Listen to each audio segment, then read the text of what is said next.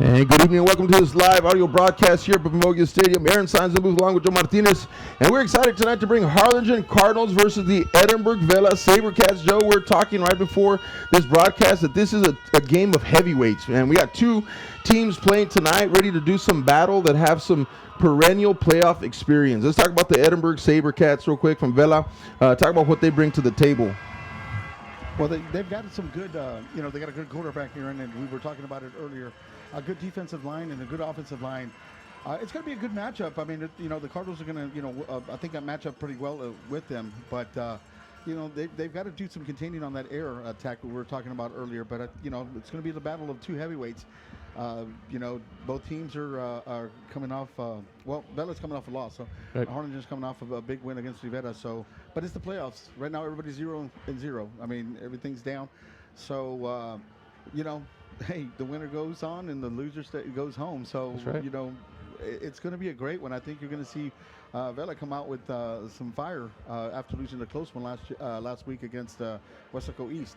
Definitely, and they would have had a chance to win that district title, and so they do not. And that's one of the storylines coming into this game tonight is that Edinburgh Vela, used to winning the district championship on that side of the valley, have gone undefeated the past couple of seasons as well. This season has not been so for the Edinburgh Vela SaberCats, coming in here 7-3, losing 2 in district. So that is uncharacteristic of this football program, but yet here they are, like you said, 0-0, and they're ready to do some battle. Harlingen, on the other hand, has had a stellar season. After dropping an early game to Converse Judson, they have reeled off game after game, winning, coming in here undefeated in district with a championship.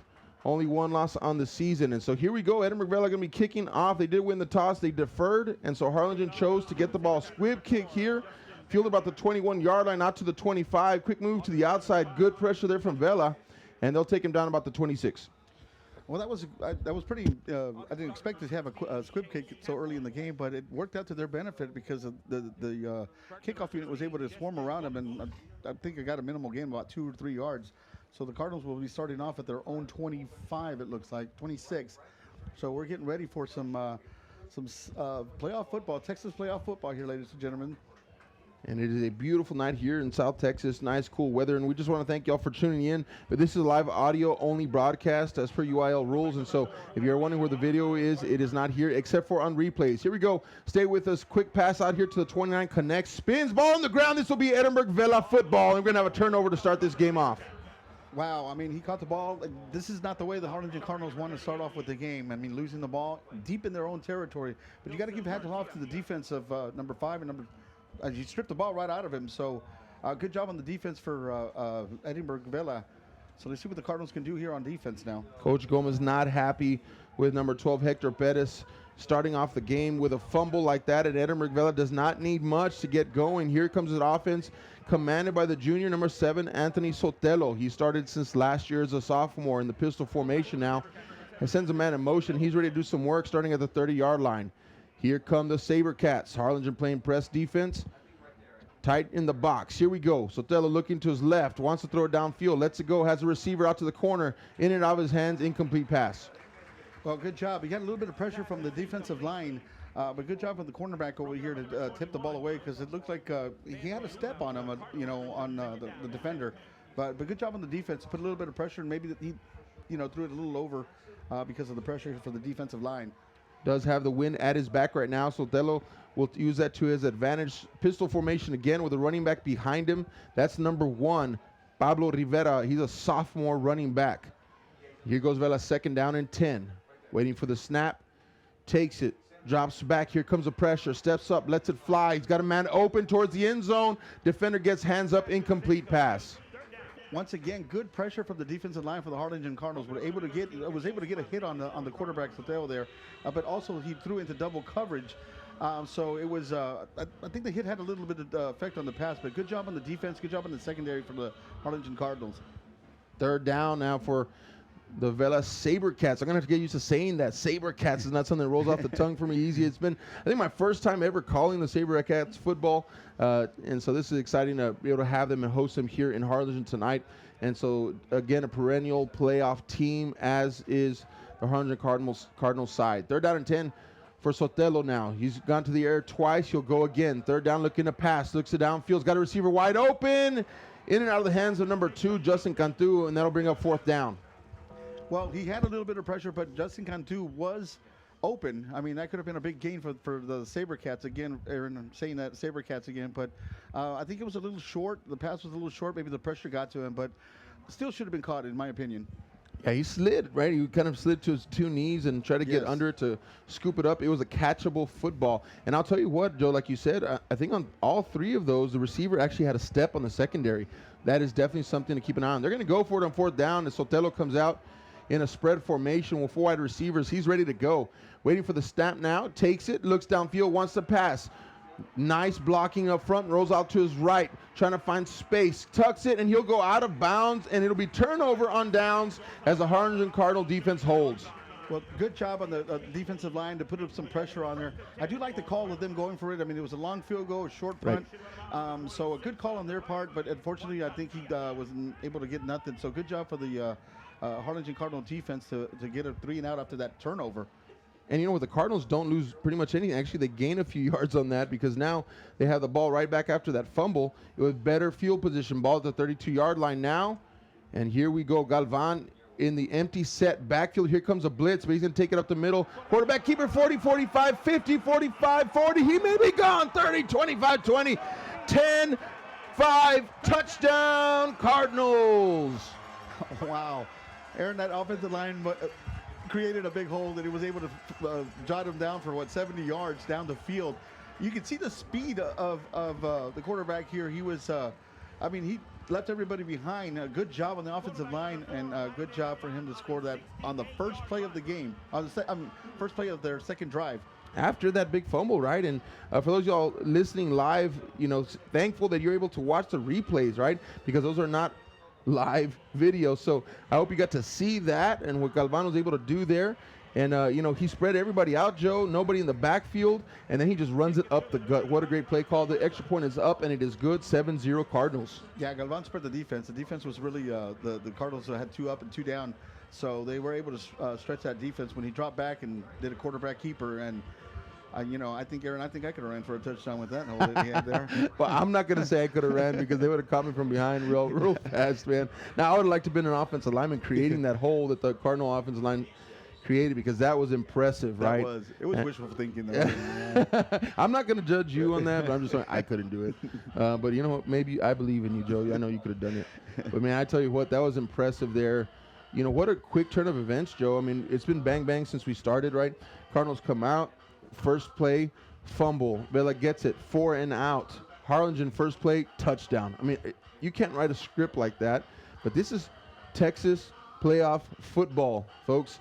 And so we're in for a good one. This is far from over. We're just at 11:08. We just started, not even 2 minutes into the game. We've got a couple of turnovers, and we have a score on the board, and Cardinals getting ready to kick off. Like you said, you couldn't ask for a better start than that. Fumble, stop them, and score.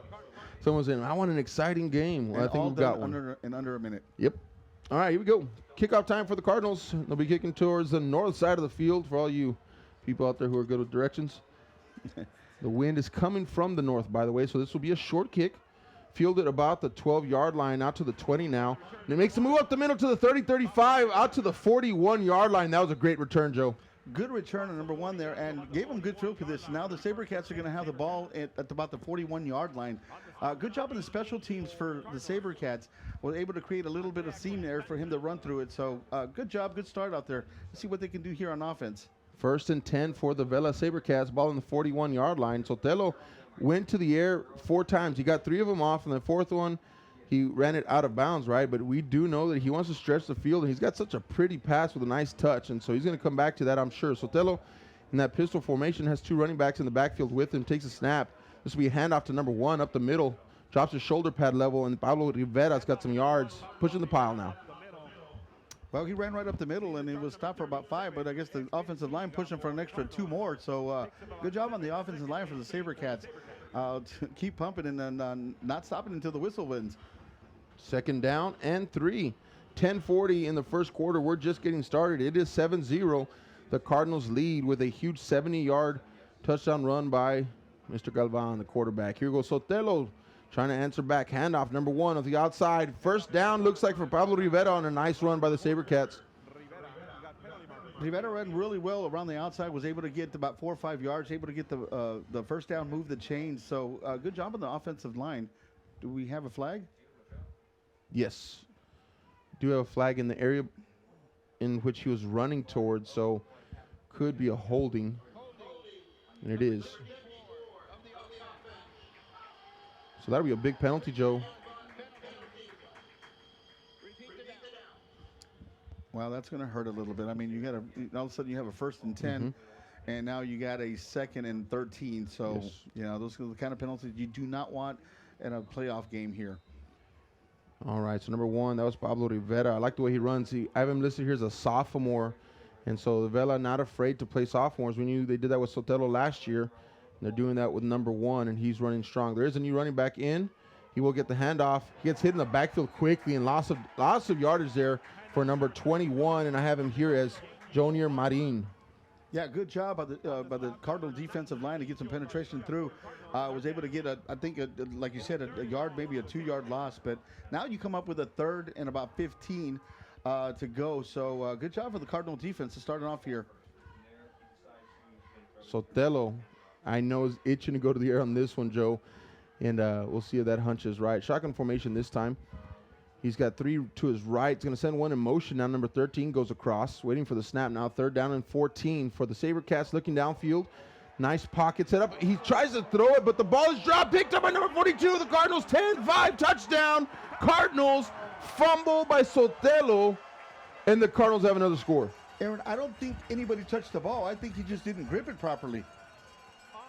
And it was going backwards, Joe. Yeah. He just lost grips on the ball there and was able to, number 42 for the Cardinals, were able to get in and pick it up for a good 30-yard touchdown run for the defense. So all of a sudden here, we got a 13-0 ball game. That was number 42, Nathan Huerta. I was so excited on that just to call that play that didn't get a chance to glance down at the paper, but Nathan Huerta picked that up and ran it in. We do have a flag on the field back here at the 50, way at the 50. Way back at the 50, I should say. Not sure if it just fell out of the official's pants. I think it did. Let's see. Oh.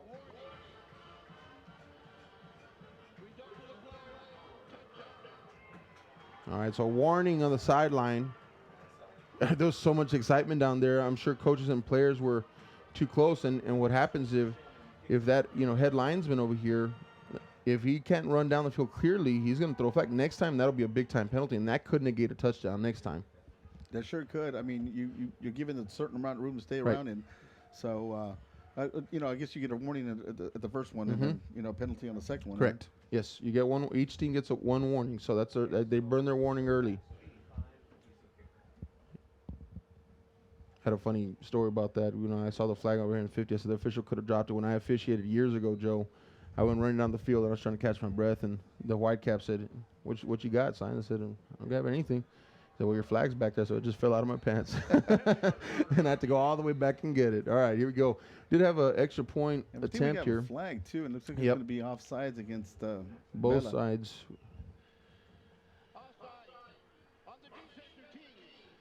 So they're going to go ahead and decline that. Kick is good. So 14-0 is the score now. That Whitecap's there. Man, it's just been an exciting first start of the game. It's been back and forth, folks, if y'all have been listening. And I know if you're Vela fans out there, it's probably pretty frustrating right now because this has been just an unfortunate series of events for Edinburgh Vela early on. And Harlingen has capitalized on those unfortunate events. And so quickly, at 9:24 remaining in the first quarter, we're at 14-0, Joe. It looked like it was going to be, Vela's advantage when the first play of the ball game, we have a fumble, and they got the ball deep in the Cardinal territory, I think at the 30-yard line. But the Cardinals were able to get them 4 out. They went for it. So the turnover on downs and scored on the first play, and then a defensive touchdown. We haven't even gotten 3 minutes past the third quarter yet, and we already have a 14-0 Cardinals on top. But like you said, it happens just so fast. Back and forth, and I tell you what, early here in the first quarter, we are having ourselves a good time here in Bogus, and stay with us. And you know what, I want to just say this, and I know Vela, you cannot count them out. They're down 14-0 right now, but this is a playoff team. This is a team that knows how to win under pressure. And so Harlingen cannot take Vela lightly from this position. They are a cat backed up into the corner. And so watch out. Here we go. They'll get a chance. Returning at the 5-yard line, out to the 10, now 15, 20, 25. Nice move there. Spin down to about the 28-yard line or so, and Vela SaberCats will get another chance. Get a good, decent return. Was able to get it about the 28-yard line. So, like you said, Aaron, I wouldn't count them out. I mean, they are a playoff team. The last couple of years have went really deep in the playoffs, so they know how to win. So I think that the Cardinals should not get a little confident right now, being up 14-0, because this team can score, and they've got some weapons on offense. That's right. Sotelo being the key one back there, number 7. And he will have a chance here, the junior quarterback commanding that offense. So they'll get to start here at the 29-yard line, and they are ready to go. Edinburgh, Vela, SaberCats, and all white with those black helmets tonight, and Harlingen going blackout, all black uniforms. So here we go, handoff outside, number 1, running back, sophomore, out to the 35-yard line. And so easily he picks up about 6 yards, Joe. Good little run around the right side, like you said, Aaron, and you know, good. So he had a good blocker, number 35, right in front of him. Was able to get a key block and able to get 5 yards. That's what you want to do on first down. Get it, second and short, and get it manageable, and start moving them chains. Pablo Rivera, a sophomore running back, went out for a little break. He's the one that had that first down run, but that was called back because of a holding. Second down and 4. Rivera stays in the backfield along with number 7, Sotelo, and the fullback, number 35. And he's doing a good job blocking so far. That's Matthew Trevino. Sotelo wants to pass downfield. Good pocket. Sets it up. Throws it downfield. There's nobody in the area. Incomplete pass is number 2. Justin Cantu had no idea the ball was even there. I think Cantu and Sotelo were not on the same page, because I think he went one way and the pass went the other way. So a little miscommunication there. And but it shows you the arm that the kid can throw. So, yes. You can't take him lightly. That was a good 45-yard pass down the, Easy. So, other than the miscommunication, but the kid has an arm. So, I would think that, Harlingen would have to, get their secondary in line on these long passes that he's going to attempt. All right, here we go. Third down and 4. 8:30 remaining in the first quarter. 14-0 is the score. Sotelo down that pistol, meaning he's got his running back behind him. They're going to be timeout, Edinburgh, Vela. So this is the State of Texas UIL playoffs, and I do want to plug this and say that don't miss the UIL Football State Championships on December 18th through 20th. The 21st, I'm sorry, at AT&T Stadium in Arlington. Tickets are available to purchase now through Ticketmaster. For more information, visit uiltexas.org. Just a little plug there as the Texas State playoffs get to finish up in Arlington at AT&T Stadium. And, it's been a while since one of our Valley teams have made it that far, Joe. And, every year it's kind of like at a certain point around round 3 or 4, whoever's left from the Valley comes around and tries to support that team as they get ready to march towards potential state finals, right? And so a couple of teams this year, some possibilities, right? And I just love how the Valley does come around once you get into rounds 4 and around there to support whoever it is that is left there at that point. Yeah, they sure do. I mean, it doesn't matter if you were rivals before, but when it comes to those rounds, it's all the Valley. Yep, that's right. You get all the force of that Valley. Third down and 4 coming up for Edinburgh now. And Vela shifting that fullback back into position now. Sotelo waiting for the snap. Calls a line out to the line of scrimmage here.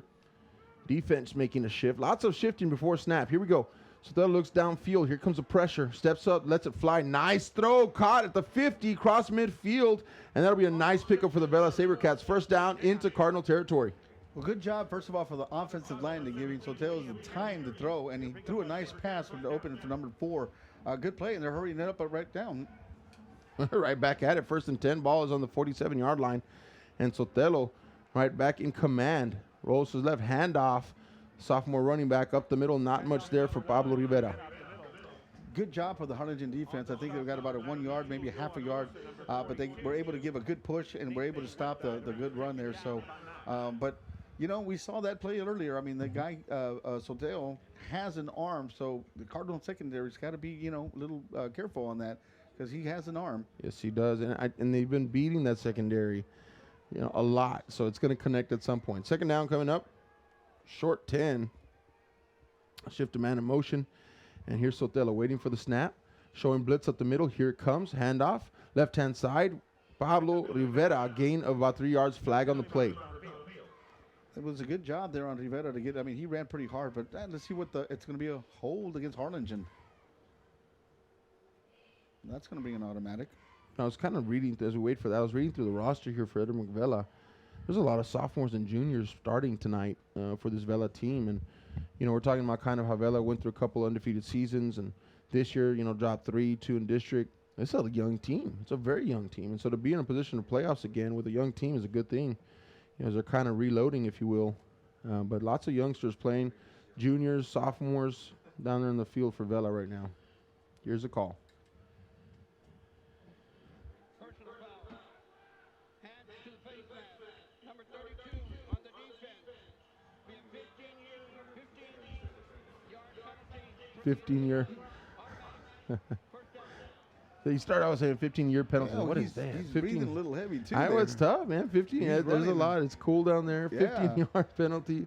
That's a big penalty against. That is a big penalty. Harlingen High, and Vela marches all the way down to the 29-yard line. Here goes Sotelo now, getting ready to get back in this action. Sotelo looks downfield. Here comes the pressure from the outside. Lets it go. In and out of the hands of one receiver into another. Down to the 20-yard line. Nice 9-yard pickup. Wow, talk about a little luck there. And one tipped it, the other one grabbed it. But, hey, they'll take it. I mean, able to get 9 yards on it. A good pass, though. The first receiver, I think, should have got it, but the second receiver made sure he caught it.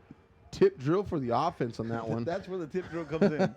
It's usually a defensive drill, but offense used it that time. Second down and 1 for the SaberCats. Send a man in motion now. Sotelo very calm, very patient in the helm there. And here comes the snap. Little shift in that defensive line. Sotelo looks to the sideline one more time. Snap, give, 21, up the middle. First down and more. Down to the 10-yard line goes number 21. That's Donier Marin. Marin had a good run around the left-hand side, and the offensive line, give them credit. They opened up the hole there pretty easily. He was able to get about 13, 14 yards on that run. Good job on the SaberCats offensive line to open up those holes there. So they will have a 1st and 10, ball on the 11-yard line. So they can technically convert over to another first down before getting a touchdown. And here we go. 6:15 left in the first quarter, 14-0 Cardinals. And Vela trying desperately to respond now before it gets out of hand. Sotelo ready. He's got number 1 behind him. Pablo Rivera takes a snap, looks downfield, wants to hit that slant. In and out of the hands of his receiver, number 2 on that slant. An incomplete pass. It was incomplete, but I thought it should have been. From my angle, it looked like he should have caught it. It actually should have been, I think, close to, maybe a touchdown. But, again, this is state playoffs. You got to make these plays because you're down 14-0. You've got to make a statement right here. You don't want to say it's a crucial drive, but it's a crucial drive. It is, especially with the Harlingen been clicking. And the momentum definitely is a Cardinal favor right now. 2nd and 10 for Sotelo. He's throwing good passes. They're just not being caught right now. Rolls to his right. Lets it fly in and out of the hands of number 13. That's another drop pass. We had another drop pass. I mean, he was open. That was going to be a good 5-6 yard gain. It would have made the third down a little bit more manageable. But able to drop the ball. Good hustle by the Harlingen defense to get him there pretty quick, though. If he would have caught it, it would have been, he would have been pushed out of bounds pretty fast. So 3rd down and 10 now. 5:56 remaining in the first quarter. 14-0. And just want to shout out here, Real Sports Live, KHGN doing an awesome job tonight here, bringing this broadcast, and we're excited to bring it to you. Hope you're enjoying those instant replays. It's the only way we can get you video tonight. Otherwise, it has to be audio. Here we go. Sotelo in that pistol formation. Takes a snap, looks downfield. Here comes the pressure. He lets it fly. Receiver in the end zone. Up, and it's caught. That comes down with it. That's a touchdown for the SaberCats. Wow, that was a good play. I mean, he was able to jump. It was pretty much a jump ball. Number 21 was able to grab it for a touchdown. And here now you got the SaberCats answering back, cutting the lead in half. And looks like we got a pretty good ball game going on here.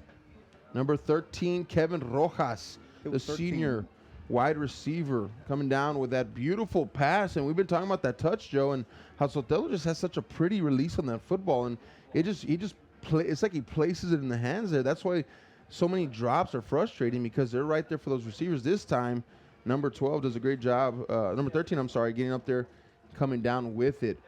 The extra point is good, and that is 14-7 is the score now with 5:50 remaining in the first quarter, as the SaberCats being backed into a corner, strike, and get back on the board. Now we have a 1 touchdown game, and Edinburgh Vela trying to get some of that momentum back in their favor.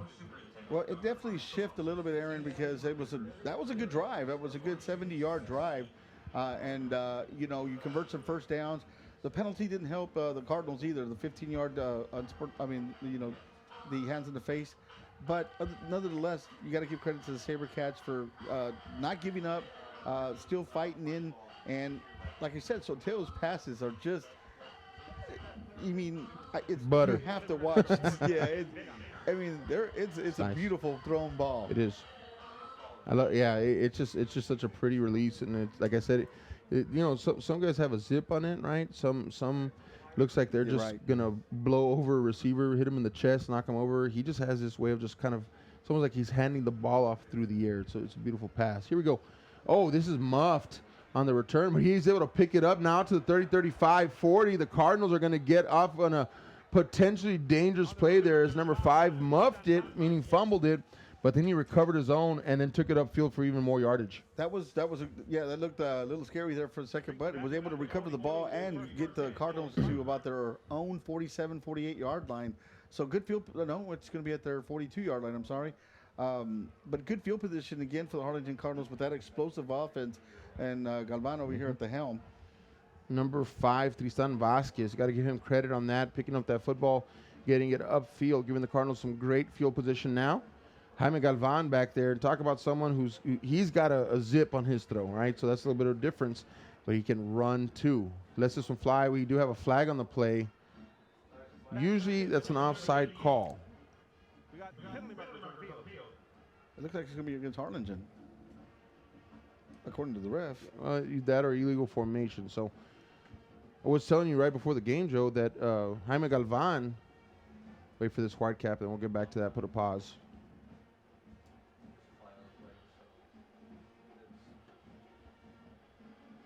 We had an illegal shift. The line going back on that motion. The illegal shift. 5-yard penalty. Repeat it down. So illegal shift on the Cardinals. So 5-yard penalty. I was saying that Jaime Galvan declining, so they'll take second down now. He was right under 2,000 yards passing, 1934, something like that, and right under 1,000 yards rushing. So at this point, he's probably pretty close to breaking 2,000, 1,000, and that's pretty impressive. It's been a good year for the senior quarterback for the Cardinals. Here we go. Yeah, that's impressive. 2,000, 1,000, right, with a bunch of touchdowns too. Second down and 10. Galvan is going to take the snap. He's going to keep this one. That's how he scored last time. This time he won't get much. Gain of a couple inches maybe. Yeah, he didn't have much to run on there. He did a little quarterback sneak, pretending he was going back to pass, but a good job of the SaberCats defense. Looking down here on the Harlingen Cardinals sideline, lots of blonde hair all over the place, Joe. Is a tradition for them as they dye that hair. Has that been going on for many, many years? I think probably a couple decades now. So, yeah, the blonde hair playoff look, huh? They seen some helmets come off like, oh, there's a lot of blonde hair down here on the Harlingen side, but that is their tradition. Third down and 10 and 9 for the Cardinals. Galvan rolling to his left, wants to pass, lets it fly. His receiver is his brother, wide open, in and out of his hands, incomplete pass.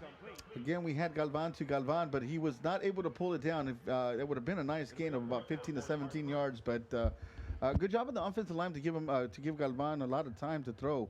So it looks like we got a 4th down now, and it looks like Harlingen's going to do their punt.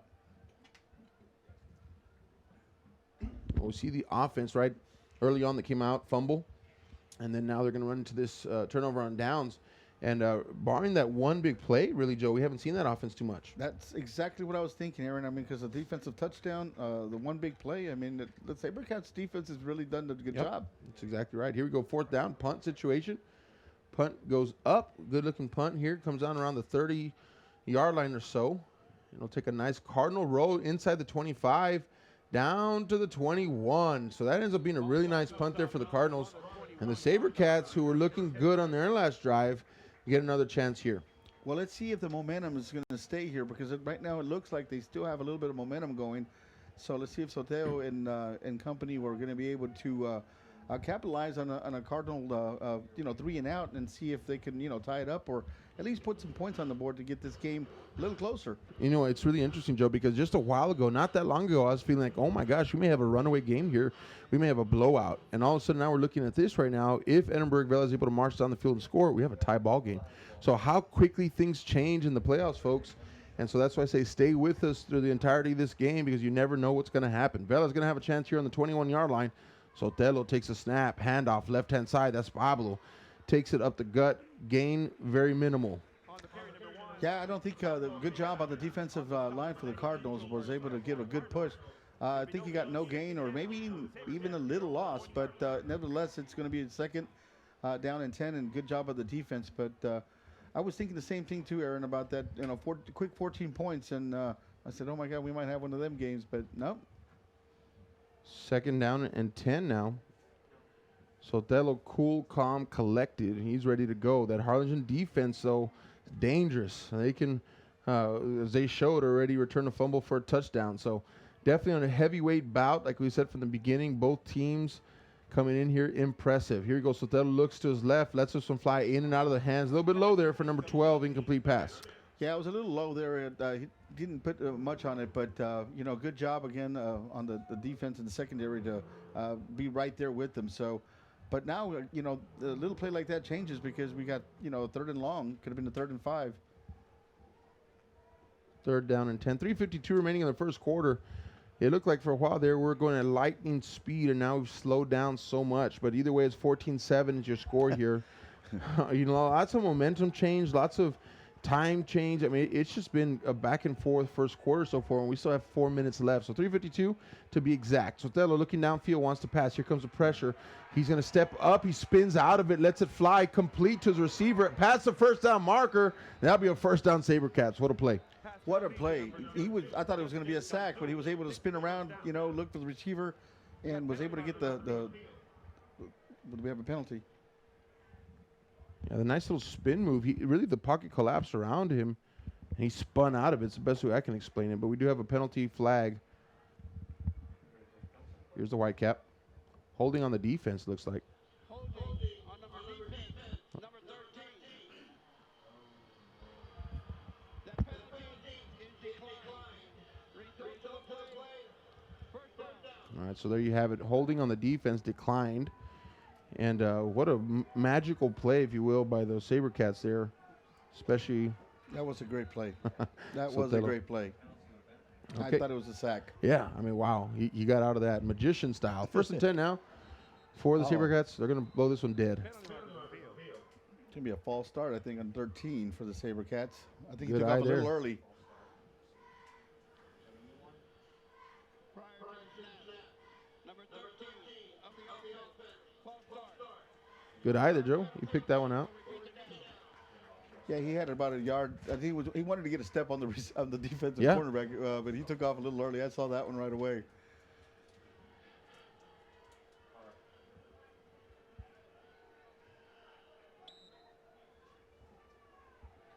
All right, here we go. First and 15, I'm sorry. Sotelo ready to go. Cardinals showing blitz. They're going to back out of it, but they're going to bring a outside linebacker. Here goes for Sotelo, flush in the pocket. Does have receiver. Connects with number 4 at the 36-yard line. That's a nice pickup. Yeah, that was a good play. I thought he was going to get, he was flushed out to the right-hand side out of the pocket, but, was able to get about a 3-4 yard gain. But to see if it doesn't seem like much, but it could have been a lot worse, but the defense was really breathing down his neck. So good job on Sotelo to get that ball out. Second down and 11. So he just picked up a few yards, ran for a lot, and it seemed like he threw for a lot, but only got a few yards positive gain. But either way, second down and 11 for Sotelo. He just has a way of escaping, right? He's an escape artist. He sure is. It's fun to watch. Second down here. Here come the Cardinal defense. So going to try to tighten up on this, and they do. Number 1, Pablo Rivera, not much there. No gain on the play. Yeah, Rivera didn't have much to go here on the left-hand side. I mean, again, the Cardinal defense they've been able to get a good push on that offensive line. And, the SaberCats offensive line, they've got a lot of size. They've got a lot of meat on there. So good job on the Cardinals there to get some penetration through. Yeah, number 76 here. That's Chris Leal, offensive line junior. He's a big offensive tackle on the right-hand side. Been watching him, and he's doing a good job there. Crashing down and doing a good job on pass block. He's neutralizing that side of the defense. So that's a junior right there. Like I said, lots of young guys on this team, and he's one of them. 3rd down and 10. Harlingen showing that they're bringing the house. They back it out. Sotelo looks downfield. He's got a wide open receiver, number 13. He catches, spins. He'll have a 1st down. Does Kevin Rojas, the senior wide receiver. He ran a nice little curl route and was able to get the 10, 11 yards that he needed, and a little bit more after that. But the cornerback was playing him a little bit soft and was able to do that curl route, and Sotelo was able to zip it right through there. You know, there's some teams, Joe, when you're like, they have a 3rd and 10, there's nowhere they're going to get this. Get the punt team ready. And both of these teams, they have a 3rd and 10. You think they have an opportunity to make it, you know. And so both offenses can produce those 12-yard plays, you know, pretty efficiently. And so that's what I enjoy about this game tonight. So far, Edinburgh Velas, though, has had more chances to show their offense. 1st down for the SaberCats, looking downfield. Lets this one fly. Sotelo's got number 4. Comes back to the football, and that's a drop pass. Should have been caught. That should have been caught. And also, again, what number 42 for the Harlingen Cardinals was able to get on his face. That didn't make a direction on the pass, but a good pressure on there. But like you said, Aaron, that should have been caught. Here in the playoffs, you've got to make those catches because it's going to come down. This game is looking very tight, and it's going to come down to those 1 or 2 plays that we should have, could have, you know, and you do something here. But it's a good opportunity there. Yeah, the Cardinals defense, of course, they've been known for the defense, always known for the defense. They're getting stretched right now, but they're doing a good job of not bending but not breaking. So here we go, 2nd down and 10. And this is a heavyweight fight, like I said, and the Cardinal defense ready to bring it. Here comes a blitz, right-hand side. And then the left-hand side, there goes the fumble on the play. And this ball's on the ground, but recovered by the running back, number 21 for the SaberCats. That's Jonier Marin. He almost lost that one again. Yeah, we had I think it was Nathan with number 42 was able to get through there and was able to, I mean, it's going to be about a 10-yard loss with the fumble and everything, but good pursuit there for the Harlingen defense. It's going to push Vela back 3rd, and it looks like about 19 or 20 yards to go. So good job on the defense to get that pushback there. Number 42, you called his name again. He's the one that picked up that fumble earlier, returning for a touchdown, and this defense is hungry, and they're playing well so far. That secondary is getting tested, but they're doing a good job up in the box. 3rd down coming. Here comes the pressure. They get to him. Sack in the backfield, number 37, and the Cardinal attack gets to him. That was Kevin Zuniga there around the right side. Did a nice little move on it. Was able to get to the quarterback, and they've been putting pressure, Aaron, all night on him. But Sotelo's been able to do some magic, but not this time. He was able to get sacked in another long loss, and now we got a 4th and 27. 4th and 27. How about that Cardinal defense there? Tightening up here with 55 seconds remaining. Punt coming on. 14-7, your score, and the Cardinals have an opportunity here to get some excellent field position. Punt time for the SaberCats. Waiting for the snap, and that's going to be blown dead because there was movement on that line. That's what it looked like, Aaron. So it looks like it's going to be pushed back another 5 yards. Yep. Yeah, it was one of the number 6 over here on this side. He just started backpedaling. He felt that pressure coming, wanted to get a quick step on it, but he got caught. So Harlan's just going to get some good field position. I'm watching. Yeah. Yeah, we're at 4th and 32 to go. So, yeah, I don't think they have a 32-yard playbook play on their playbook. So it looks like Harlan just have some good field position here. I'll just let you know that number 4, Jaime Galvan, is warming up over here. He's jumping around. He's ready to go. This is going to be a really short punt, Joe. It lands about the original line of scrimmage and then bounces about 15 yards beyond that. But the Cardinals will have the ball at the 35-yard line. It was a bounce, Aaron, because the punt, it did not look like it was going to pass the line of scrimmage, but nobody knew what was at. It was able to hit the turf there and roll another 15, 16 yards. Yeah.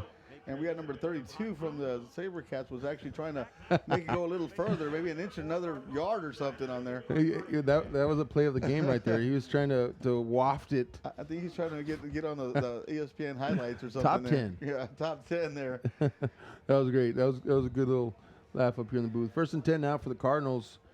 And Jaime Galvan is ready to show something. Hasn't played too much yet. Raiden Berry get to call his name first time. Running back for Harlingen. Gains 3 yards. This is the first time we have called his name out there and was able to get a couple of 2-3 yards on that run. trying to get that running game going for the Cardinals. Well, they call them the Harlingen triplets, okay? And that is going to be Jaime Galvan, number 4, Justin Galvan, number 3, and number 27, Raiden Berry. And those guys train together. They hang out together. 2 brothers, of course, biological, and then Raiden Berry, also that brother they include. And so, you know, he's had a phenomenal year as well. I don't have the stat in front of me, but, you know, he's had well over 1,000 yards. And so definitely a 3-headed monster there for the Cardinals. And really, we just haven't seen him much because early on that fumble and then the quick one play score, and then they went turnover and down. So haven't really got a rhythm going. And someone asked me before the game, I said, Harlingen likes to get the lead and then control the clock. But they haven't had a chance, so they're ready to get that ball and keep it for a while. I think you're right, Aaron. I think they're going to start doing that. They're going to try to get that running game going. Like you said, they'd like to get those long drives and melt the clock down a little bit and, you know, and tire down the defense. Right. So here we go. Galvan, empty set. He's got 4 wide receivers all to his right. Last time they spread it out, he busted a 7-yard run. Remember that? This will be a screen out to Raiden Berry, though, and it is sniffed out quickly and hit in the backfield by number 30, the SaberCats. Wow, they read that one, Aaron. And they had a 5 wide to the right-hand side, and I think they were trying to get a shield going and try to, you know, move him back, but he was able to lose a yard. Good jobs on the SaberCats defense because they, like you said, they sniffed that one out really quick. He got in that backfield, and he was there quickly. Put 4 wide receivers on one side. I guess they sniffed that one out pretty quick. They're down at 11 coming for the Cardinals now. Going to shift the receivers over to the left-hand side. Raiden Berry is in the backfield, shotgun formation. Looking downfield, here comes some pressure. Rolls to his left, lets it go. Caught at the 40. Pushing towards that first-down marker. Flag on the play. On the reception, number 2, Donnie Selma. That was set on number 2, but a nice pass by Galvan. But I guess we've got to see what the play, what the flag is, because it was out there where the play was happening. So it could be maybe a face mask or It's going to be face mask or hold, I'm thinking. Hold. Oh, they're going to wave it off. No penalty. Oh, they waved it off. Maybe he dropped it again, Aaron. That's a mistake I made a long time ago. Won't ever forget that one. It happens, all right? Okay. Going to be a short down yardage here for the Cardinals. 4th and 1. And they're going to go for it. They're going for it. I like the call. I like the call. Showing trust in their offense and their defense, too. 4th and 1, and here we go. Big play call here early in the game to start off the second quarter. Cardinals up 14-7, and they're bringing it. 10 on the play clock here. Keeping an eye on that as they're trying to get a play from the sideline. 5, 4. I don't think they'll get one off. 2, 1. Someone's going to have to call a timeout, and they do. All right, so timeout. Cardinals, curious to see, Joe, if they come back out with that offense or if they were just trying to get Vela into a defense to see what they're going to run. You know, we'll find out.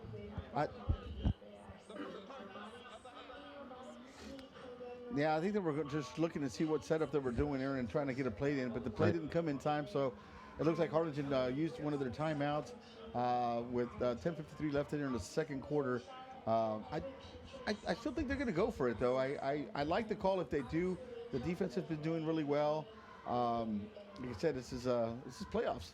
They do bring in number 88, Andre Constanzi, and he's been a cool story this season, right? A student from Italy here in Harlingen, and he had a touchdown earlier in the season, and so they do call him out onto the field. He's out there, so I don't know what that means. I don't know if that's a different package. I don't know if that's a punt package, quick punt. We'll see. He's in the slot, though. 4th down and 1, and we do have Galvan back in there. Berry in motion. Keeper up the middle. 2 linemen. He's going to break this one for a first down, and the Cardinals, great play call there, and they keep the chains moving. I like the call. Like I said, he was ran right on the right-hand side, was able to get 3-4 yards. All he needed was 1, but good job on the offensive line to create that little seam there. But good call. Like I said, I love the little 4th and 1 call. All right, 1st and 10. The Cardinals pulling it off on 4th and 1. Here we go. Galvan, right-hand side now. Nice dash through that offensive line and picks up about 7 yards on the play quickly. That was a good play, Aaron. It looked like if he didn't get tripped up, it looked like he was going to cut left, and it looked like he had a lot of open field. But good job on the SaberCats, the ankle tackle him, I guess. But I like what they're doing. They're pushing the ball. They're like you said, taking some time off. When he runs, he's like a gazelle. You know, he just kind of prances. And then he covers a lot of ground really fast with a few steps. Left-hand side, he's got it wide open. 40, 35, 30-foot race now. 25, 20, 15, down to the 10. Inside the 10, down to the 7. And Galvan shows off his gazelle-ness on that play. You know, Aaron, I don't even think that was a play. He saw that left-hand side wide open, and I think he just asked for the ball really quick. I saw it too. I was like, well, that's a big gap there. So good job. And like you said, he was able to run really fast on there. He just has these long strides, man. He just covers 4 yards. Player. Amazing. First down and goal for the Cardinals. Galvan set up lone person in the backfield as Raidenberry is split into that slot position here. I'm saying Constanzi in motion. He's going to follow Constanzi left-hand side. Someone dives at his ankles, can't get him. Down about the 3-yard line, pushed out of bounds. Good job again, running on the left-hand side and able to pick up 3-4 yards, get a second and about 3 to go. But once again, what they're doing, they're pounding the ball on the run and getting that defense a little tired. Yeah. This is the game that they like to play, though. They like to keep the ball, keep it over time, right? So that way, like you just said, they wear out that defense. And so come third, fourth quarter, man, then offense starts to roll because they're tired. And so this is the game the Cardinals wanted to get to early on. Of course, with the back and forths earlier, couldn't do that. But now they're into it here, starting off the second quarter, and they're starting to get comfortable in that groove. It looks like the running game is starting to open up. And then, like you said, they have Barry, number 27. They have Galvan, number 4. So it's going to keep Vela guessing because they've got, like you said, the triple threat. And, you know, I really would not like to be the defensive coordinator for Vela right now. You got a lot to cover. You got to worry about Barry. And really, they've neutralized Barry so far. But Galvan is something else. And so he's definitely showing off tonight. And it's a battle of 2 great quarterbacks. And that's what I like to see. Here we go, Galvan now. Barry, right-hand side. He's got space. Makes one move to the inside. Dives, stretches for the end zone. They're going to say touchdown, Cardinals. Wow. They had him down short, but he was able to extend the ball, Aaron, and reach at the very end and get the 6 right there. Good job again with the offensive line. This is what the Cardinal football is all about, trying to just pound that run, Aaron, like you were saying earlier. Pound the run, and wear down the defense a little bit. 20-7 is the score now with 9:06 remaining in the second quarter. And Raidenberry finally getting some touches. Been pretty quiet up until now. And one of those touches results in a touchdown. The extra point is up, and it is good. And we have 27 to score now as the Cardinals put some separation between them and the Vela SaberCats, as Vela was right about to snatch that momentum back from them. Then ended up with a few penalties, Joe. Ended up with, a 4th and 32, I think, and really killed that momentum. And the Cardinals capitalized, got down there, scored a touchdown. That was the key, Aaron, what you said, because it's, I mean, you're at 3rd and 10, 3rd and 20, 3rd and 30.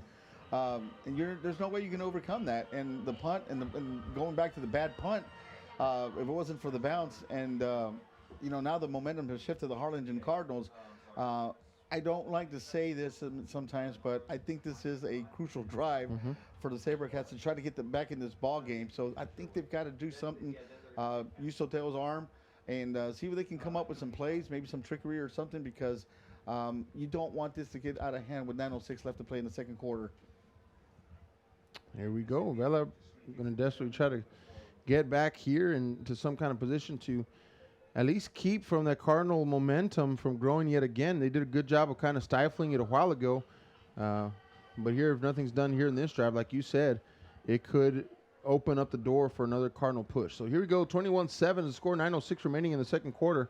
Kickoff time for the Cardinals. This will be fielded about the 9-yard line, out to the 10-15 now, 20. Nice move to 25, plants his foot there, the 29, and he won't go further. Vela SaberCat football, 29-yard line.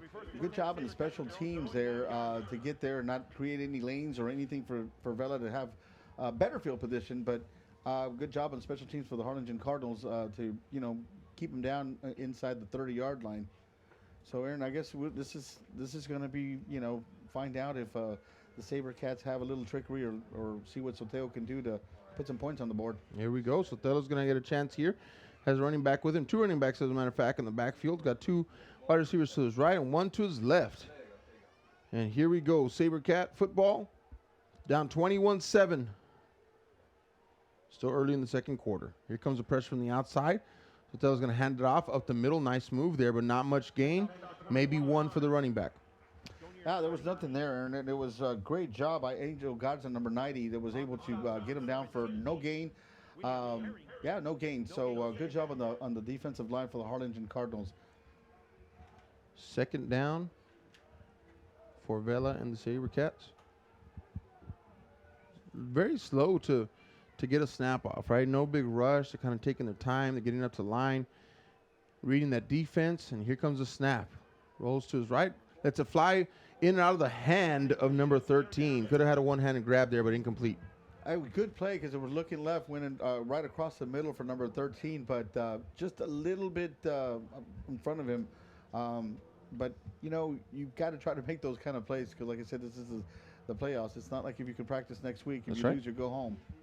And that urgency has to be there, right? And, you know, this is not the time to short arm a catch. You got to lay yourself out there. And, you know, of course, running up the middle, it's easy for me to say because you're going to get hit if you catch that football. But this is the playoffs. You lose, you go home. So 3rd down and 10 now, or 9, I should say. And going to try to convert this one. So Sotelo looks downfield, has a wide open receiver across the 40-yard line. Catches 35-30, 25-20. He's gone. 10-5 touchdown, SaberCats. Wow, just what we were talking about. They needed that one play, and they got it. The arm of Sotelo in number 2 was wide open across the middle. Looks like somebody blown the coverage there a little bit, but was able to hit him on stride, Aaron, and that was a really impressive pass by number 7, Sotelo from the SaberCats. I mean, he literally, the guy did not have to stop for the pass, so good job on him. And like I said, somebody blew coverage because he had at least 7-8 yards on him. Number 2, Justin Cantu, that's a senior wide receiver. He was the one who caught that, and that was a huge touchdown there for the Sabres. We're talking about you got to lay it out there. You got to put it out there. This is the playoffs. And then they hooked up for a huge touchdown. That's exactly what we're talking about. And so this is what it's all about right here, folks. And I said earlier on, I said the thing with Edinburgh Vela is that they'll kind of lull you to sleep, and they hit you with a big pow. It's a big play.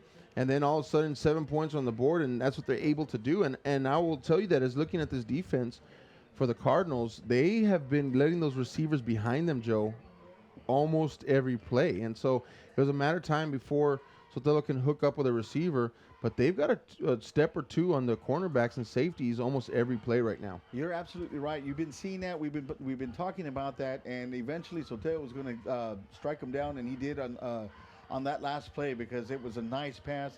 And I think this is one thing that they can. If there is such a thing as a weakness in the Harlingen defense, it might be something in the secondary.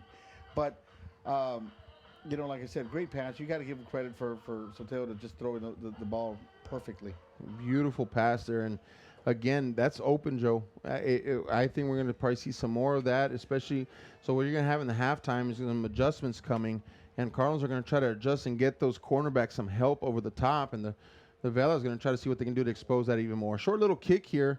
Fair caught there by Constanzi. Nice, smart play. As he caught that almost going backwards. And so that was a heads-up play there, and they'll take it down at the 30-yard line. Yeah, I like the play. You don't want to try to run, get hit, lose the ball, especially when you're running backwards there, like you were talking about. But has the momentum shifted a little bit? Maybe so. Yeah. We'll find out right now if the defense can make a stand or the offense can answer back. Here we go. 1st and 10. We'll find out right here. Jaime Galvando, he's going to have a say about that. Raiden Berry in the backfield as well. And this offense is starting to click now, so let's see what they do. 1st down for the Cardinals. Takes the snap. Berry up the middle. Nice smooth spin move, but lots of SaberCat white jerseys there. No gain. No gain. He did the little spin move, but it was able to get nothing on that play. But I still like the call. I still like the fact that they're running the football, and they're going to continue to stick to the game plan by running the ball. 2nd down now, so he does get a yard on that one. And really, Raiden Berry, we're used to seeing him gash for 12 and 15 and 25, and really hasn't had it. It's probably only his 4th or 5th touch of the game so far, so he needs to get warmed up. 2nd down for Galvan, ball on the 31-yard line, rolls to his right. Little RPO right here, run pass option. He'll keep it, and nice tackle there by number 20 on the outside. They read that one all the way. Number 20 did a great job by staying with Galvan there, and I think it was a no gain or maybe, no gain on it. So hats off to the SaberCats, and this is going to be a crucial down here because it's either going to be 1st down or Harlingen's going to have to punt the ball. So let's see if the SaberCats are going to end up standing up. I've noticed, Joe, that when the Cardinals try to go outside, the SaberCats, they run step by step with them. When they go up the middle, it's when they have trouble. Galvan now looking downfield, wants to pass the ball. Here comes the pressure, lets it fly, has number 2. Donnie Serna in and out of his hands, incomplete pass. Wow. I thought he had that one. It's going to bring a 4th down, Aaron. He had a step on the cornerback there, and it was a good pass. So I think Serna just, maybe lost a little concentration there, but nevertheless, it's going to be 4th down. So the SaberCats have answered, and now they're making the Harlingen Cardinals punt the ball. And it's 21-14, right? And so I'm not going to say it. I'll say it in a little bit if we get to that point. But this game has just been keeping me on my toes so far, Joe. It has. Because just when I feel one thing, another thing is reality. So 4th down and 9. And here's the punt for the Cardinals. And will be fielded, and it's caught about the 36-yard line. And that's where the SaberCats will have it. Yeah, no gain on the punt. Able to field it down. But, Aaron, like we were talking about, it looks like maybe the momentum will be shifting. We do know that Vela has that quick strike offense. Yes.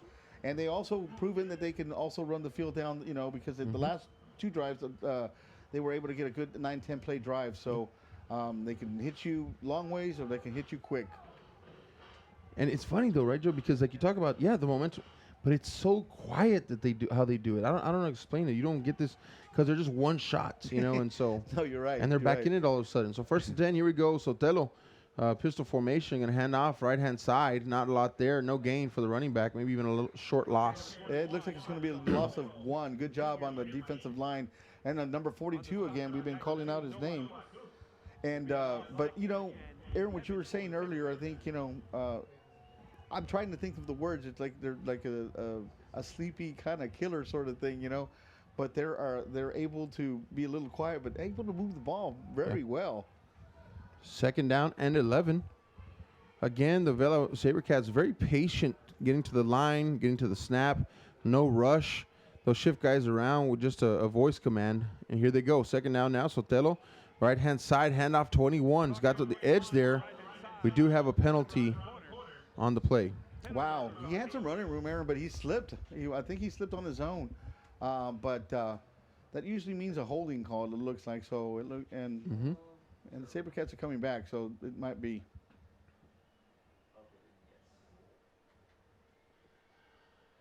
Holding. Number 76 on the offense. 10-yard penalty. Will repeat the down. Well, you have it. Yeah, what we were just talking about, those momentum kind of killers there. You had a nice run, and actually, I think he slipped on his own, but those 10-yard penalties really hurt. They do, and the last time that they got negative yardage was they ended up with a 4th and 32. Yeah. And so you also have to be able to combat those negative yards and try to get back to the line of scrimmage, and then eat it one piece at a time, because now you got 21 yards to change the downs here. So Sotelo's going to have to pull out some of that magic that he does, little escape artist down there. And he's going to go to work. 2nd and 21 now. Does have a running back with him in the backfield. Looks downfield, wants to pass. Receiver comes back to it. Catches it on the outside. Tries to get away. But what a great defensive play by number 13 for the Cardinals. That was a good play over here by, I think it's James. On the stop, number 13. Manriquez, yeah. Good job of able to get it because it was one-on-one and was able to pull him down for about a 2 or 3 yard gain, if not anything. But now we have a long, Aaron, what we're talking about, we have a 3rd down and long and 19 to go. See what kind of play they have. I mean, we know they can strike quick. Yes, definitely. And the plays have been open when they're trying to go over the top. And number 2, keep an eye out for him, or a ear out for him, I should say, Justin Cantu, the senior. He's been electric so far. Sotelo drops back, wants to pass. Got number 13. I thought that was going to be intercepted. I did too. It looks like 17 kind of lost the ball there. But nevertheless, you see the arm strength, and they were going for the 1st down. They weren't trying to get 10, 15 yards and get good punting field. They were trying to get the 1st down here. And, 17 there for the Cardinals. That's William. Yeah, Herring. He was so focused on the receiver that if he would have just turned his eyes, I think you're right. that ball almost sailed into his hands. It would have been an easy pick, and he could have gone the other way. It could have. So SaberCats should be glad that it didn't happen that way, and it happened the way it did, or else it would have been much worse. Here we go, 4th down, punt situation for the SaberCats. Nice high punt. come down around the 45, takes a backwards bounce, and it'll come down right about the 47-yard line. So Cardinals with excellent field position. They've got the ball here at their own 47-yard line. So we still have 4:34, Aaron, to play in the second quarter. Let's see if they're going to, try to wear this team down and try to maybe score and use most of the time on the clock left. But I still think that they're going to, continue to run. They've seen the success on the run. So let's see what they come up with. So Jaime Galvan here is going trips right. 3 receivers to his right-hand side, 1 to his left. The official there, those are head linesman is going to come in to talk something over.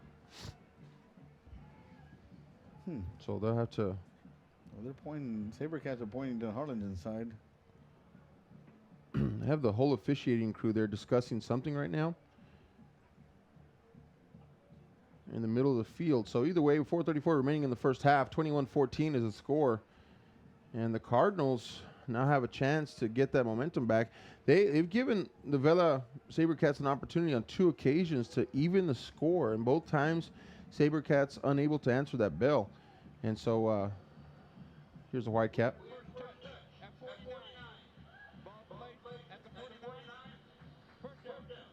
So that's just about making sure the ball is where it's supposed to be. And good job there by the officiating crew communicating that, and it's down at the 49. So Cardinals 51 yards to work with here as they start their drive. Galvan sending his man out into the flat there. He'll keep it himself, and he's tackled about 8 or 9 yards. Even 10 yards, I don't know, Joe. He just picks up ground so fast. It's so quickly, like you said, and he ran around the right side, able to get a little seam in there, and it looks like they're moving the chain, so Cardinal first down.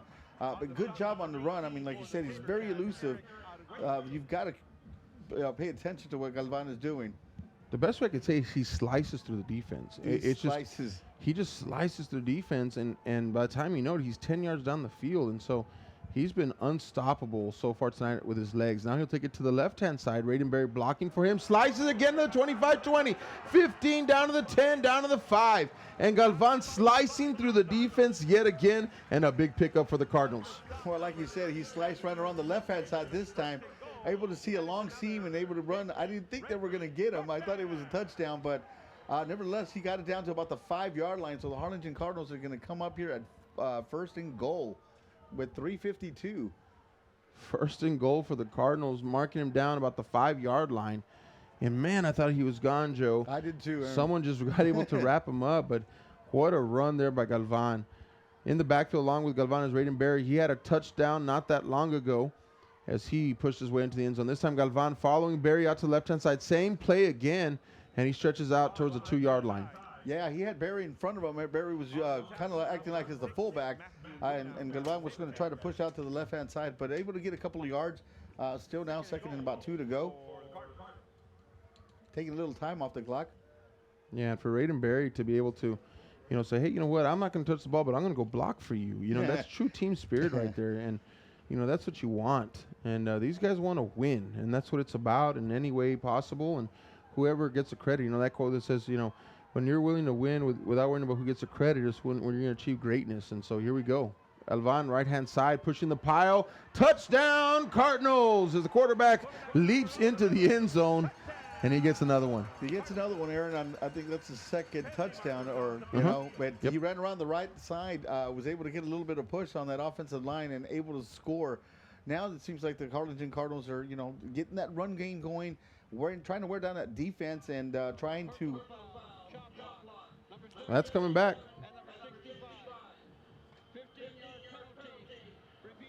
That's a big penalty, Joe. Wow. Okay, we didn't see that, but that's going to eliminate the touchdown and going to push the Cardinals back 15 yards. So now we're going to go with 2nd and 17, it looks like.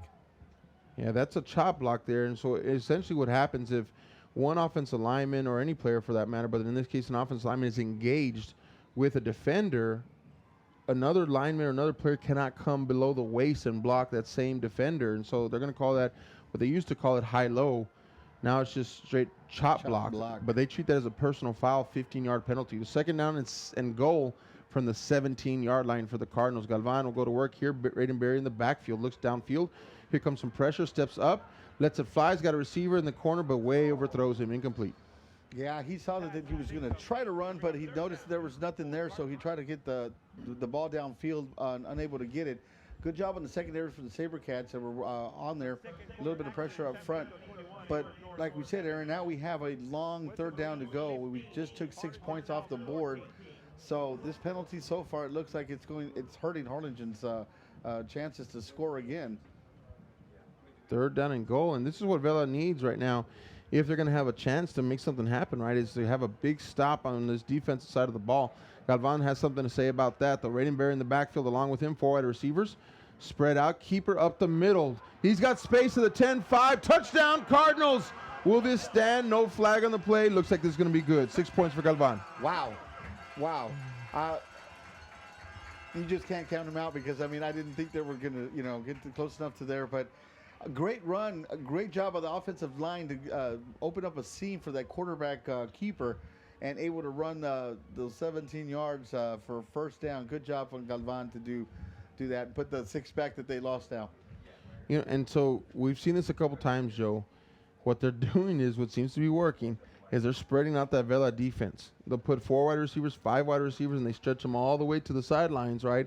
They open up the space, and then Galvan just goes right up the middle. He slices down the middle of that defense, and they move those players outside, and Galvan has space, and he's gone. You're absolutely right, because in the 2 plays that he scored, they were, 2 on both sides, the right and the left-hand side. And like you said, it looked like the Red Sea had parted right through the middle. But they were able to get a good gap in the middle and able to get the nice touchdown.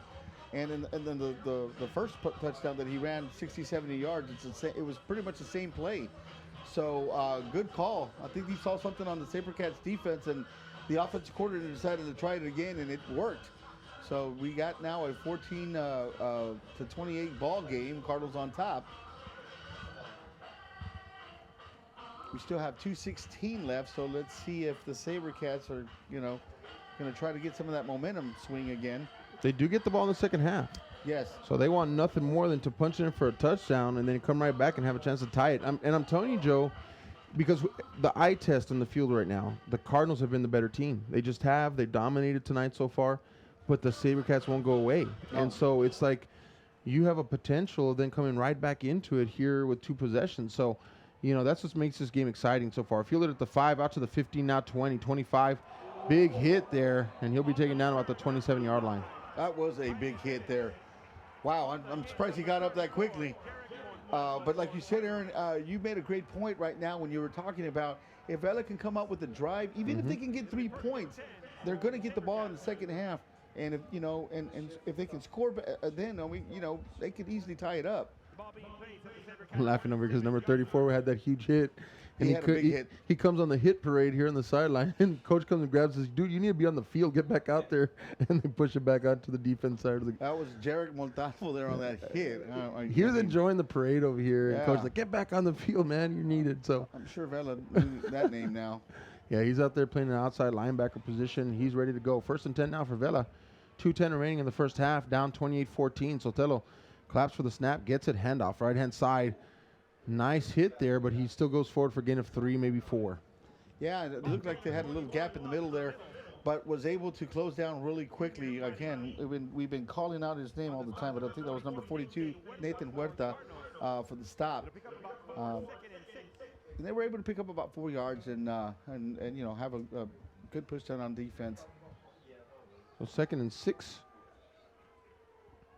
Have not seen too much in a spread formation from Vela. Right, most of the passes have come from play action or run play action or run pass option. Here's a nice handoff. He's going to break this on 21 out to the 40. Drops his shoulder pad. Big hit. 50, 45 into Cardinal territory down to the 40. And that's a big run by number 21, Jonier Marin, the senior running back. The senior running back, number 21, Marin. He took it around the right side. I mean, Aaron, he had the Cardinals had a couple of chances to make it a 10-yard, gain, but he was able to break a tackle or 2 and really get that momentum going. What a run there, man. He just pile drived over someone there. That was a nice run there by number 21. 1st and 10. And they're in Cardinal territory just like that on the 40-yard line. They got 1:25 and 1 timeout remaining. SaberCats trying to make something happen. Sotelo, here comes the pressure, lets it fly. He's got a receiver on the sideline. What a nice toe tap, and that's good for 11 first down SaberCats. That was a great play. Good job by Sotelo because he had a lot of pressure coming up the middle, but he was able to find number 13 with that toe tap for about a 12-yard gain. Good job. And now the SaberCats have only wasted about 45 seconds, and they're already at the Cardinal 29-yard line. So what we were talking about, Aaron, and they can put some points on here and get the ball. You got a game. Yes, sir. You sure do. And I tell you, I like that toe tap. Got both feet in. And that's NFL grade right there. All right. Sotelo handoff. Pablo, number 1. Man, he just dropped somebody else, and there's running with some purpose right now, Joe. He's on a mission right now, Aaron, because he was down for about a 1-yard line, so maybe a known gain. But he was able to break that tackle, put his shoulder down. He was, he was not afraid to get hit. So, he managed to get 4 or 5 yards on that. It looked like it was going to be a loss. Last 2 runs, there has been a running back running over a defender. And so the Vela SaberCats are playing with a little bit of urgency right now, as we talked about earlier. Timeout, the Cardinals, and they'll have 1 remaining. So each team now has 1 timeout. We're at 52 seconds inside of 1 minute here for the first half, and 28-14 your score. Vela SaberCats are all the way down to the 25, Joe, and they got a shot here. We know that Sotelo can throw a 25-yard pass without a problem. We sure do. And it looks like the running game is starting to open up for the SaberCats. So if they can get that running game going, Aaron, and then get that, we already know they can pass. So if they can get that running game going, they're gonna have that two-headed. Harlingen is gonna have to figure out how to stop that two-headed monster. And I think that's what happened right now with the timeout. They needed to, sit back and talk about this and see if they can make a stop here, because the defense looked a little confused towards the last play as they were trying to shift players in and out, though. So it looks like we're coming out to a very good ball game here with 52 seconds left to play in the second quarter. And I'll tell you what, it's what excites me is that it's going to be a good second half, because both teams have some adjustments to make. And, if they can make those adjustments, come back out here, these are good teams. These are seasoned playoff football teams. And so you have to imagine that they're going to get into the locker room, and somehow, some way, like I said, the eye test has been that Harlingen should be leading this by another 2 touchdowns, I think. Somehow, some way, the SaberCats have stayed close. So second down and 6 now for Vela. And they are down at the 25-yard line. Sotelo, that pistol formation. He's got a running back behind him. Low snap. It's on the ground. He picks it up, though, rolls to his right. Somehow, some way, picks it up. And he may have close to a first down here. How did he do that, Joe? I don't know. Oh, my God. It looked like it was going to be a 5-yard, 6-yard loss, and it turns out to be a 3 or 4-yard gain. And he was able to get out of bounds, running around the right side. So able to stop the clock with 43 seconds, and they're lining up again. That's right. He got out of bounds, Joe, and that was a smart play there by Sotelo. He's got 4 wide receivers, 2 left, 2 right. And here he goes, third down and short. Waits for the snap, and they're going to call that one dead. Flag on the play, and that's going to be on the defense. That's going against the Cardinals. And that's going to give them a first down.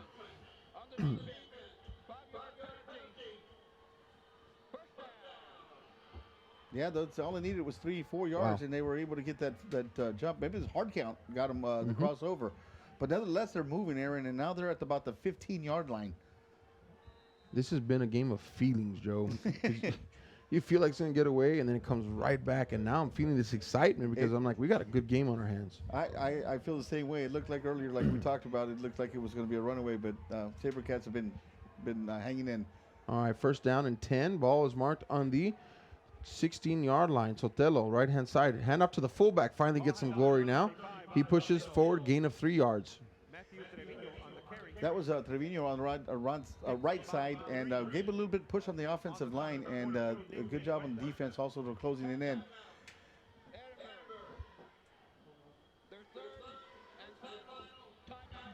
All right. Well, so we got their third and final timeout, Aaron, as the referee said right now. So they've got to take the shots downfield because they've got 32 seconds. It will stop if they get a first down, of course, just to set the ball. But they've got to play a little bit smart here and with second down. I think it is second down. So that timeout is it's going to be a little crucial there. So I think I would have saved it a little bit longer, but I think they needed to do it. So 32 seconds remaining in the first quarter, 28-14. Thanks for joining this live audio broadcast KHGN working here with Real Sports Live, and it's been a joy to bring you this game here. And I tell you what, folks, I hope that you've enjoyed this first half, and it's going to get better. And so here in a second, we're going to be winding down the first half, and then we're going to take a 28-minute break, and we'll be back for a second half live coverage. And so you're not going to want to miss that as we have Texas State playoff football going on here in the Valley of South Texas. Here we go, 2nd down and 7. Sotelo looking to that sideline, 20 on the play clock. Goes up to the line of scrimmage, talks to his receivers, and he's ready to go. Takes the snap. Keeper rolls to his right, looking downfield. Got a receiver in the back of the end zone. Touchdown, SaberCats. Wow, that was a great play. I mean, he went one way, the receiver went another, and he was able to connect with number 3. Good pass by Soteo and Aaron. 25 seconds left, and now they're only down by a touchdown with the ball coming in the third quarter. We've got ourselves a good game. We've got ourselves a really good game going on here. Number 13, Kevin Rojas, the senior wide receiver. That, I believe, is his 2nd touchdown of the night, Joe. He caught one down here on the south end in the first quarter, and now he's got one on the north end. And the same route to the back corner of the end zone, and Sotelo just drops it in to that corner into the hands of his receiver. Extra point attempt. It's up, and it is going to be good. So we've got a 28-21 ball game with 25 seconds remaining in the first half, and the Edinburgh Vela SaberCats will get the ball back in the second half. You have to also understand we got 25 seconds. Harlingen is very explosive. They can score in 1 or 2 plays. And a timeout. At the timeout, do you think they're going to try to do something, or do you think they're going to just try to go into halftime? You don't also want to make a mistake either and give Vela the ball. So going to be very interesting to see what Manny Gomez is going to do here for the Harlingen Cardinals. But we've got a good one, Aaron. We've got a really good game going on here. Well, doing something for the Cardinals is finding a way to get the hands inside your quarterback, Jaime Galvan's hands, and just letting him find space and run. You know, if he could throw the ball to himself, that'd probably be the best call. Well, he has his brother as a receiver. He does. So I think he might try to connect, maybe do, hey, remember that play back in the day? So let's see what they back in the schoolyard or something. But back in his backyard, probably playing with his brother, yeah. Yes, exactly. But there has to be that kind of play where the quarterback's going to throw it to himself, streaking down the sideline wide open. You know, I don't know if they can pull it off, but if they could, he'd be a candidate for it because he's been the most electric player on the field tonight, and that's for sure. All right, now it's kickoff. Where 12 Hector Pettis will field this about the 17-yard line, finding some space to the right-hand side to the 25, upfield to the 30, 31 maybe, and that's where the Cardinals will get the ball. Yeah, he got it to about the 31-yard line. Took about 7 seconds off the clock, though. So it's going to be interesting to see if Harlingen's just going to be content going in with 1 touchdown, or up by a touchdown, should I say, or maybe try to take a strike downfield. We'll got the wind at your back. You know, this would be a time. And yes, you know, I was joking around earlier, but number 3, Justin Galvan, is a big target that he can get downfield, and he's over here on an island all by himself. But the SaberCats are running cover 2. It looks like cover 3. Yeah. No, cover 2, and they're just dropping one of the cornerbacks really far back here. So almost a little prevent here. So Galvan's going to look, just a screen set up for his brother Justin. Nice block there out to the 40, and not sure if he gets out of bounds. Number 3, Justin Galvan. Say he does. First down. So he was able to get the first down here, and he got 10 seconds left to play. So good call there. You know, that screen could have opened up some plays there. Sure. It was a nice receiver screen, but SaberCats were able to get him down after about 10 to 11-yard gain. All right, 1st and 10. Now ball is on the 42-yard line. Sends Serna in motion. Galvan looks, throws it. Again, screen to the same thing, Justin Galvan. And he'll keep it in the middle of the field. That should probably be the last play. They called the timeout. Do they? Okay. They want another shot. Well, okay, so the ball's here, what, about the 48, Joe? Yeah. Wondering if there's an arm on Galvan that can get into the end zone for a Hail Mary style. Well, you know, I wouldn't put anything past them.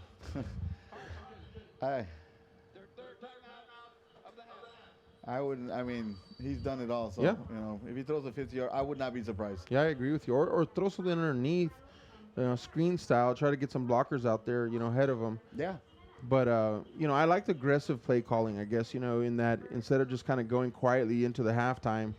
I like that they're going to try to set 3 on the left and try to get one-on-one coverage. And that's what it looks like to do. And if they can get one-on-one coverage, you never know.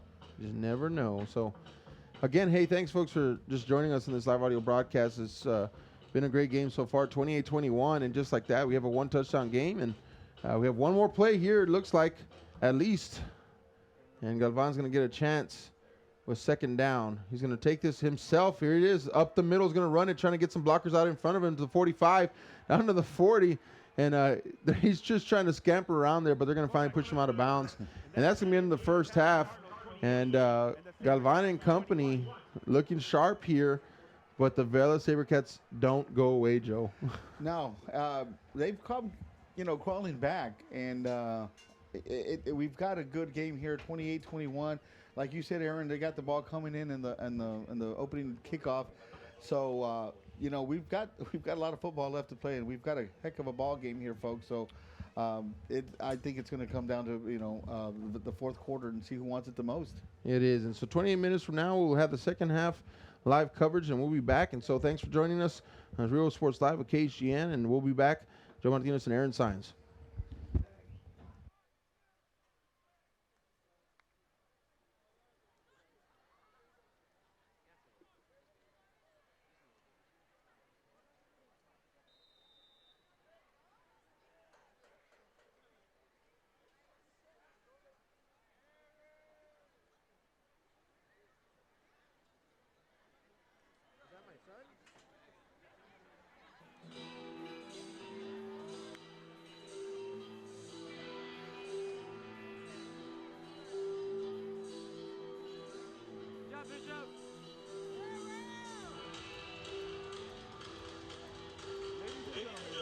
Get on your feet and put your hands together for the Jewel of Edinburgh, introducing your Robert Vela High School Sapphires.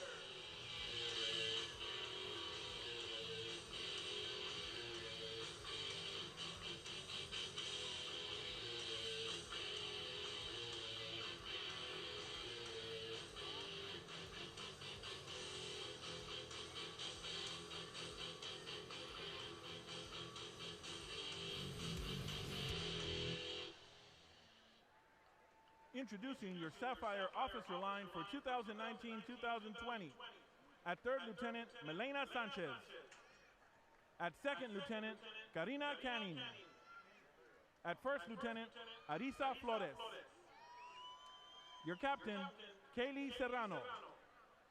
And your major, Michaela Del Rio. Sapphire of the week is Diana Villarreal.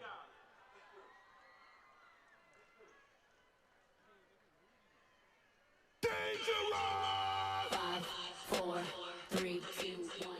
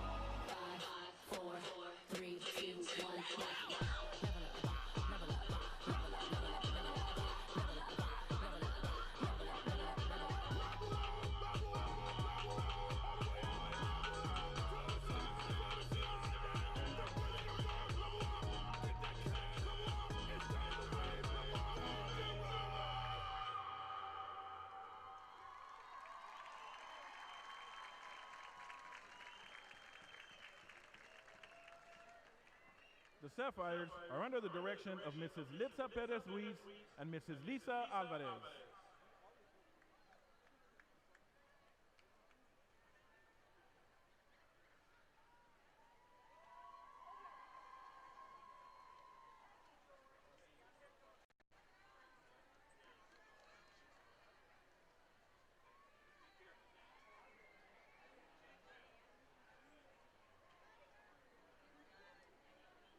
And now, ladies and gentlemen, please welcome to the field the Robert Vela High School Mighty SaberCat Band.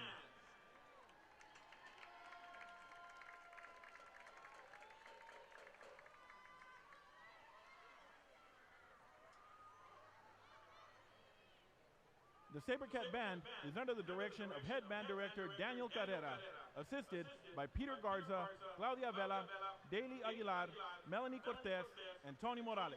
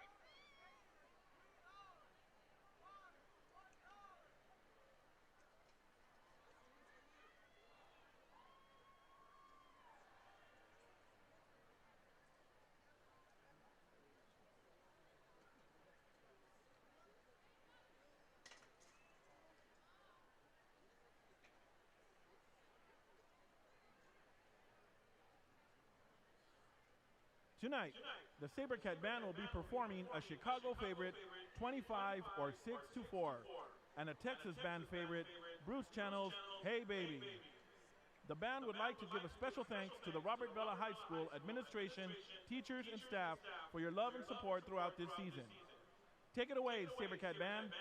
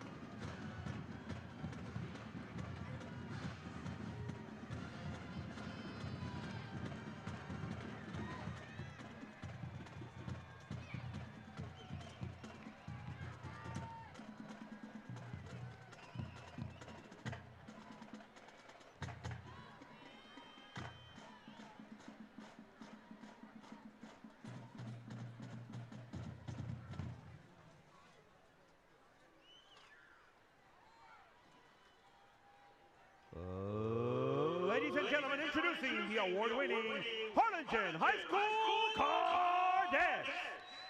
Under the direction of Veronica Peters and Carissa Salinas. The cadet officers are Second Lieutenant Valerie Rodriguez.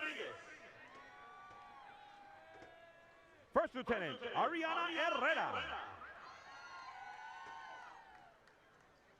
Captain Sarah Urbina. Major Desiree Cordero.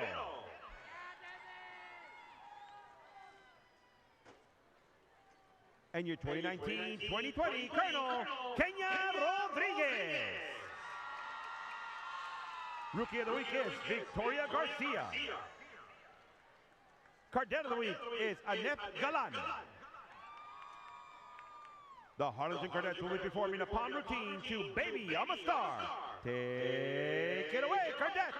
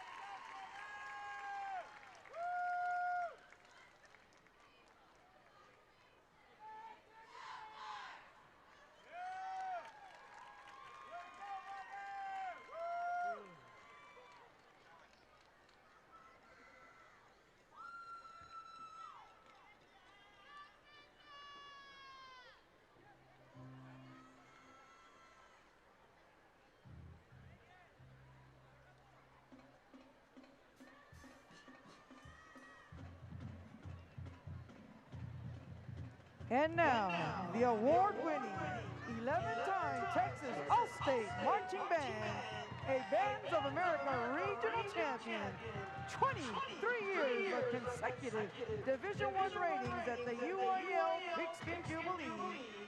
Ladies and gentlemen, the band from Birdland, the Harlingen High School Big Red Cardinal Band.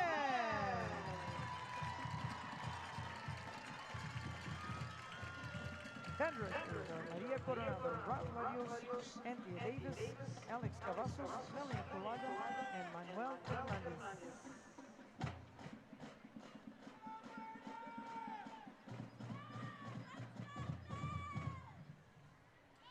Ladies and gentlemen, the Harlingen High School Big Red Cardinal Band is proud to announce that we have a Texas All-State Jazz musician, senior trumpeter, Jacob Moreno. Jacob will be performing with the TMA All-State Jazz Ensemble in San Antonio this February. Congratulations, Jacob. And now, from the blockbuster hit movie, The Greatest Showman, this is me.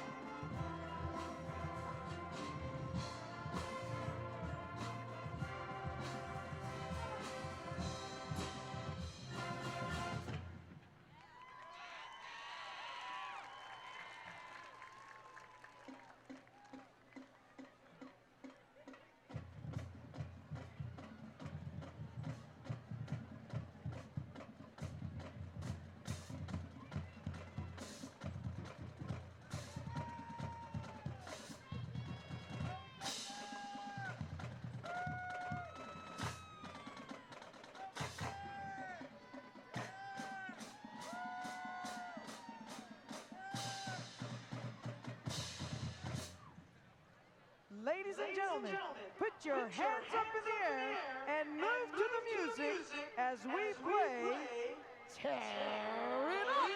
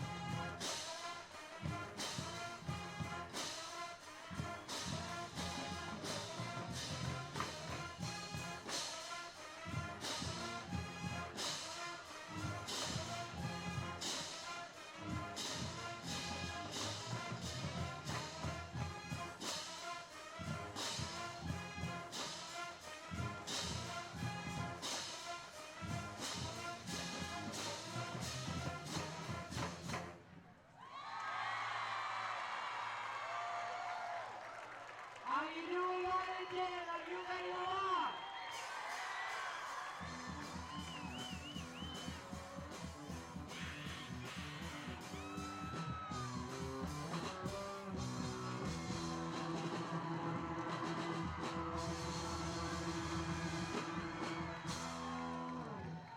And now, a highlight from our award-winning UIL show entitled Rat Star Bohemian Rhapsody.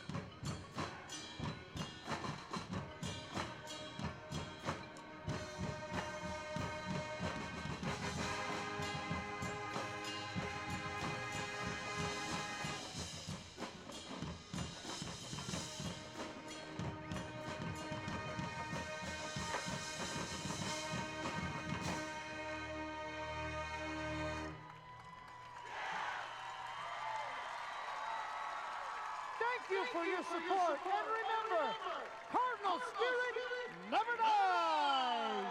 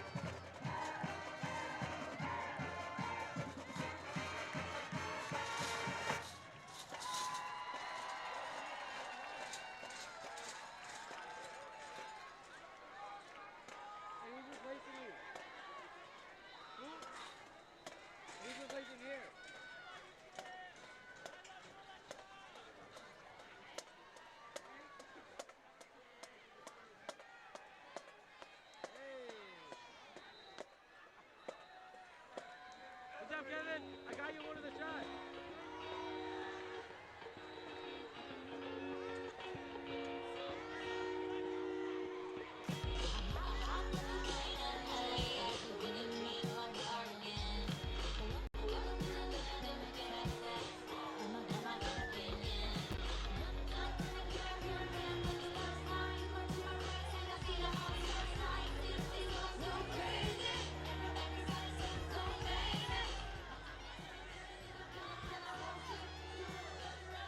Ladies and gentlemen, at this time, we'd like to wish our very own George Flores for 30-plus years at Bogus Stadium as an electrician controlling our scoreboard. Ladies and gentlemen, this is his last season. George Flores, enjoy your retirement.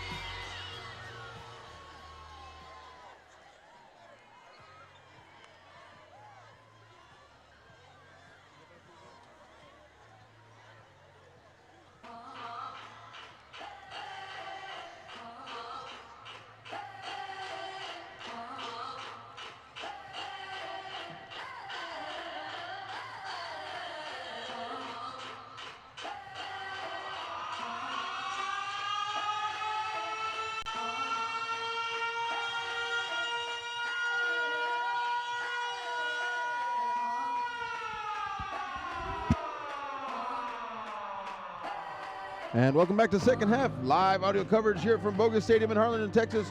The Cardinals versus the SaberCats, 28-21 is the score to start off the second half. And the SaberCats making their way onto the field now. Cardinals breaking out of their tunnel as well. And the players are psyched and ready to go for the second half. Joe, it was a tale of two emotions, right, in that first half. That emotion of this is going to get out of hand real fast, and that emotion of this is a great ball game. So talk a little bit about that. Well, you know, like exactly what you said, Aaron. It looked like it was, 14-0, and it looked like the Cardinals were going to run with it. But the SaberCats were able to make some adjustments and made a couple of nice touchdowns, and were able to strike it right before the second half. So now getting the ball back here in the opening third quarter, that's going to be very interesting if they're going to carry that momentum to go and see if they can either put some points on the board or possibly tie the ball game. Mm-hmm. It's going to be very important, I think, from both teams right now. To me, it's going to be crucial defense and crucial offense, and I think that this is going to set the tone for the second half, and whether it be the defensive stand or the offensive score, I think it's going to be definitely the tone that's going to set the pace for the second half. So we're going to watch it. And we're going to see. And I think we're going to be for a very, very entertaining second half. And again, I just want to thank you all for joining this live audio broadcast. I know a couple of you were asking on YouTube where there's a video, and we're not allowed to show it as per UIL rules with all of the complexities that comes with. And so we're only able to bring you the live audio. However, able to bring in some of those live, not live, I should say, replays, so you can kind of see what we're talking about in a few instances. And so that's the answer to that question. But again, thanks for watching or listening. I know we have some people from all over the place. I was looking at that YouTube comments here at the end of the first half. So some support for both sides of the field. And here we are, ready to go. Cardinals going to kick off. And the Vela SaberCats will return this one. Ball will be fielded about the 9-yard line. That is muffed. It's on the ground, but picked up again out to the 15. Now makes a move to the 15, out to the 20, now to the 25, and he'll take it down about the 26-yard line. Well, it looked like with having a muff On the return, grab there, number Aaron, one, it looked like it was they were going to get the ball deep in their territory. But he was able to make a On the nice run stop, back on the number left-hand five, side Tristan Vasquez. and able to get the ball to a decent area at the First and 25-yard line where they're for going to the start first SaberCats and at their own 10. And like I 26-yard said, line. Aaron, I think this is going to be an important, crucial for either to be the defense or the offense. Who's going to make a stand, I think will set the pace for the rest of the second half. Sotelo having a pretty good first half there, you know, and he's trying to find a groove, if you will. Lots of drop passes by his receivers, though, and so definitely I'm sure they address that at halftime, talking about how they have to have those. Stelo's going to give the handoff left, flag on the play already to get started, and handoff to number 1, Pablo Rivera. He'll gain 3 yards, but we'll see what the call is. Yeah, usually it's going to be offsides against Harlingen. Usually when the line judge carries it, but Offside, number 23. 5-yard penalty. Repeat the down. So we're going to call it out here on the cornerback. And he was probably playing really close up, man-to-man on that receiver. Maybe wasn't paying attention where that line of scrimmage was. no, I don't think he was. I think he made a quick little jump, and I think he was able to cross, and that's where they got him. Yeah, because they played right up on those receivers. Look at that. Now he backs off. 1st and 5 now. Sotelo handoff up the middle. That's Pablo. It looks like he'll have a first down a little bit more for Rivera, the sophomore running back. Yeah, he was able to get cut it to the right hand. Looked like he was going to go left. He went right, able to get 5-6 yards, and able to move the chains. So we got a first down of the second half. So it looks like the SaberCat offense is trying to put something together here and possibly get a good scoring drive. You know, we know Sotelo likes to toss that ball. He has such a nice, pretty release, and he's able to kind of drop it into the hands of his receivers. And so do you know that he likes to throw that football? But right now they're going to the run, and again they do to Pablo Rivera up the middle, and he'll push the pile forward for a gain of about 2 yards. Yeah, he got a 2-yard gain there, and a good push by the defense was able to. They were able to swarm him and able to get the minimal gain for 2 yards. But you know, it's like I said, we got a 2nd and 8 going on, so we'll see. 2nd down and 8 coming up for Sotelo and the SaberCats. Just starting off this third quarter, 28-21 is the score. The SaberCats trying to get back in this one. Only 1 score down. Sotelo, left-hand side, handoff, 21, up the middle. Nice push there. Should have a first down. That's number 21, Jonier Marin. And he'll have a first down a little bit more. Well, he ran it right through the left-hand side, and they were Wait, timeout. got turnover. Got a fumble on the play. Well, I did see some Cardinals over here. I didn't understand why. Here's a replay. Let's check this out here, Joe, because I missed that. I could not see. I had this pole right in my way. Here at the end, the ball comes out somewhere in there. Recovery number 17, William Harry. So that's a fumble on the play, and it's going to be Cardinal football. So this is it right here. Our defense made a good stand, and this is the time where Harlingen's going to try to put some points on the board and maybe try to get away with this, run away with this. That really caught me by surprise there. Again, I had my sight blocked here by this pole, and we'll go to a replay, and it looks like it was fumbled. So here you go, Raiden Berry, out to the left-hand side trying to find space. Lots of white jerseys there, and they're going to tackle him for a short loss. Wow, he ran all the way to the left, almost to the sideline, and they were able to get him. He had nothing going on there, so good job again by the SaberCats defense there. We're able to swarm and get on there.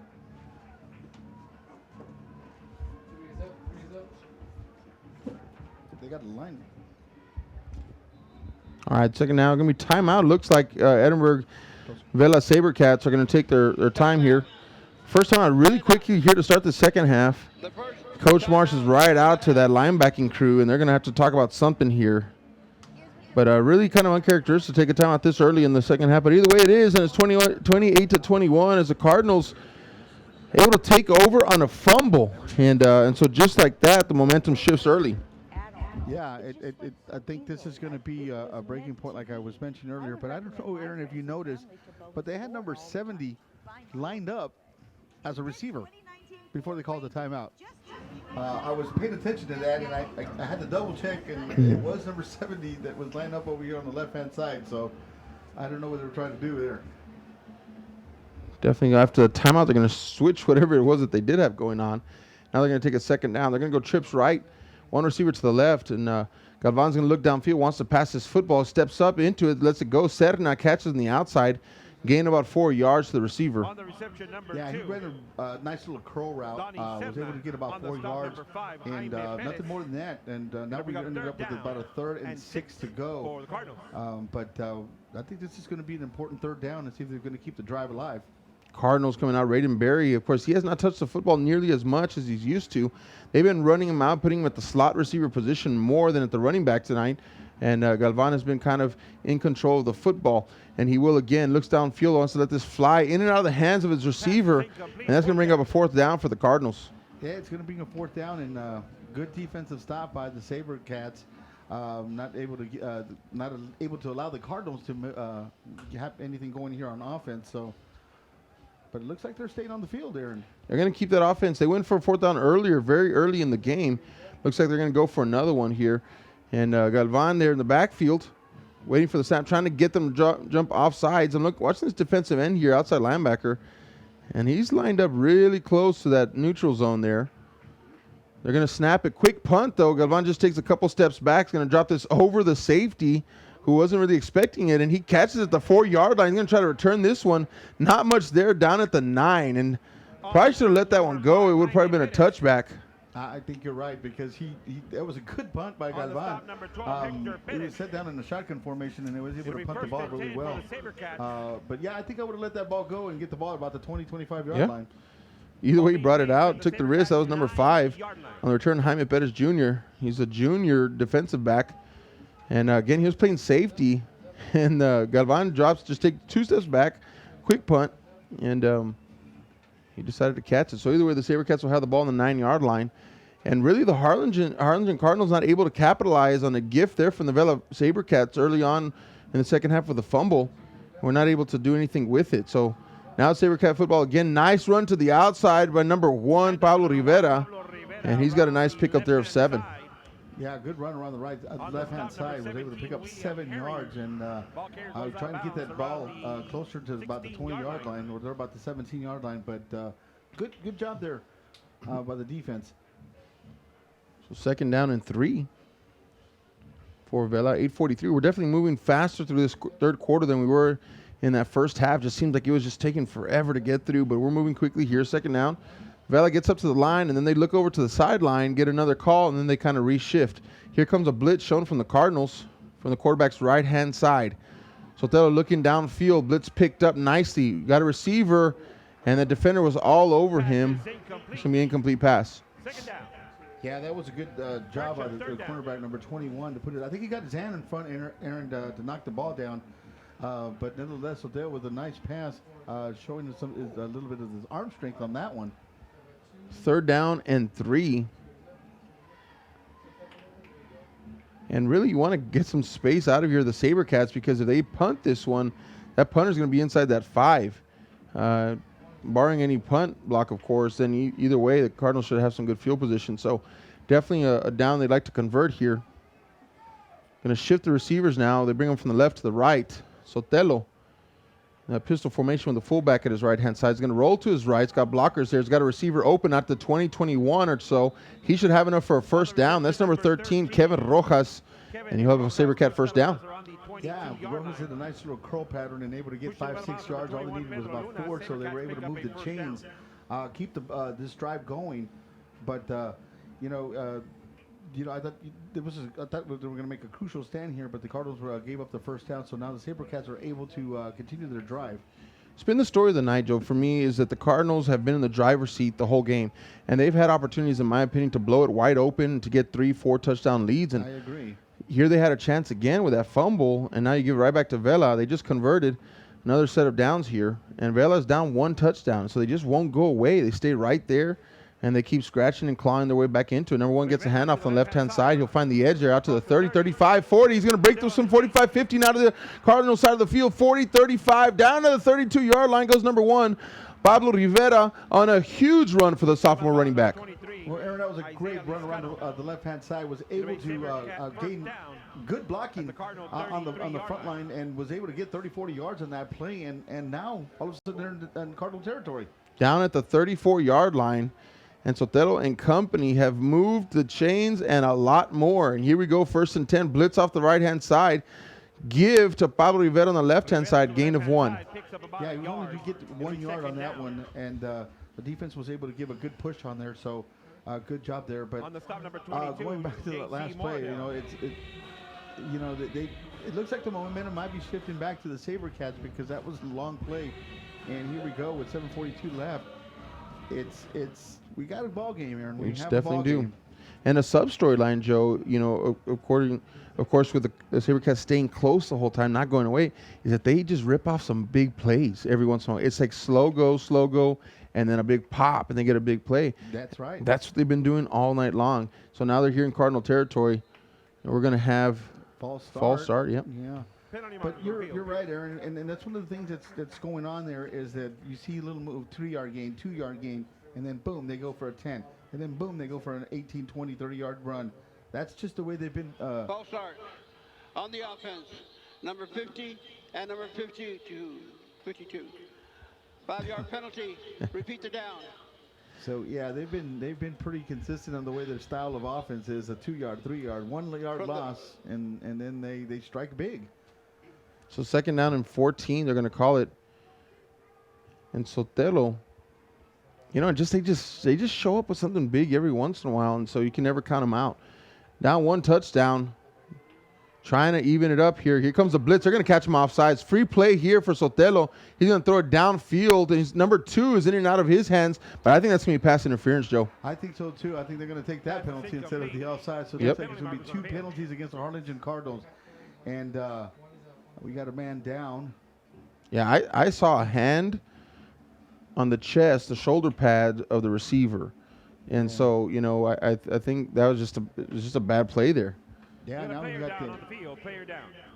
I can't tell who it is, but you have one of the Cardinals defenders down about the 10-yard line. Injury, timeout. Officials, timeout. But yeah, I think that both penalties are going to go. I think we have Harlingen offsides and the pass Yes, interference. exactly. So we're hoping that he's okay.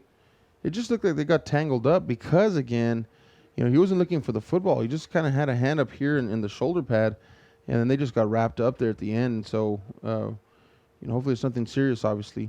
But we do have an injury on the field. They're going to take an official's timeout and tend to the player, and hopefully all We have 2 fouls okay. on the defense. We have offside on the defense. That penalty will be declined. Accepted will be defense pass interference. Be a 15-yard penalty, automatic first down. And so players up and walking under his own strength. That's good. That is what number 13, Jesus Manriquez.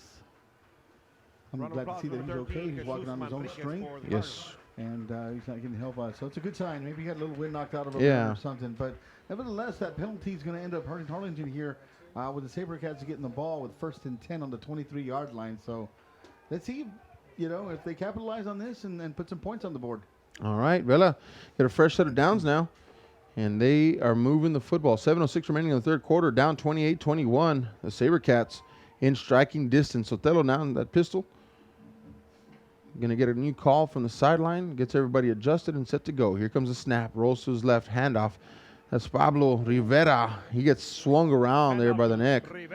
Yeah, he was only to get about 2 yards on the play, and the defense was able to pull in about a kind of a semi-blitz in there. Were able to contain that offensive line and get a minimal gain there, but good job again.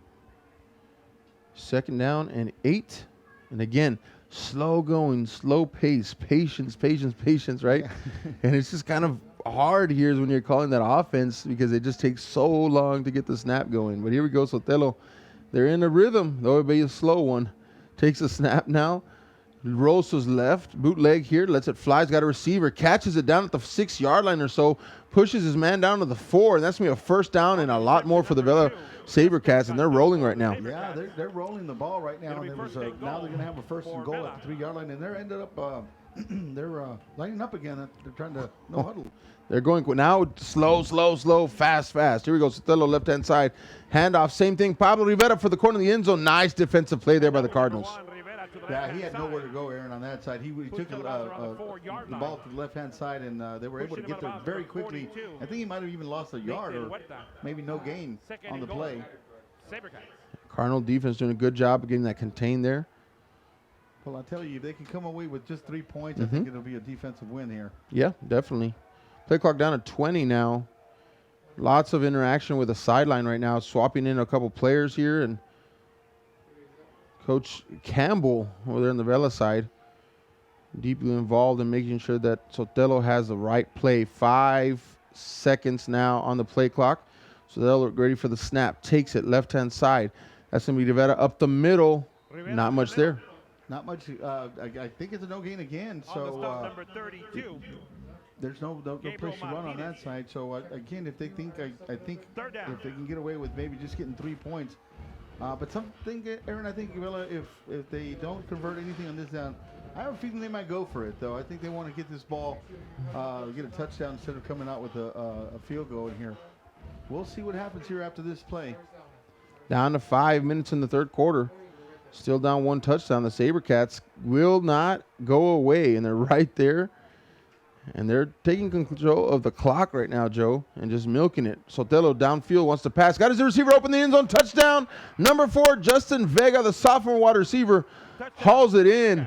And the Vela SaberCats are within 1. Yeah, he ran an inside pattern right in the middle of the end zone, and he had 2 defenders in him, and was able to zip the ball right down the seam and got a quick strike here. So, Aaron, all of a sudden there, we got a tie ball. Well, pending the extra point here.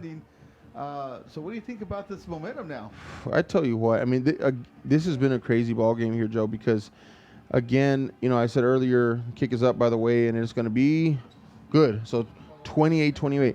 Look, Joe, just watching this game, up until this third quarter, by the way, first half was all Cardinals. That score should have been a 4-touchdown lead. Easy. I agree. You know, Cardinals were in the driver's seat. They were controlling the football game, right? And they just gave up some critical possessions back to the SaberCats. And the SaberCats, with big plays, were able to just jump out and make something happen. And the Cardinals lost their opportunity to put the game away early, the way that I'm seeing it. I agree 100%, Aaron. I think you nailed it.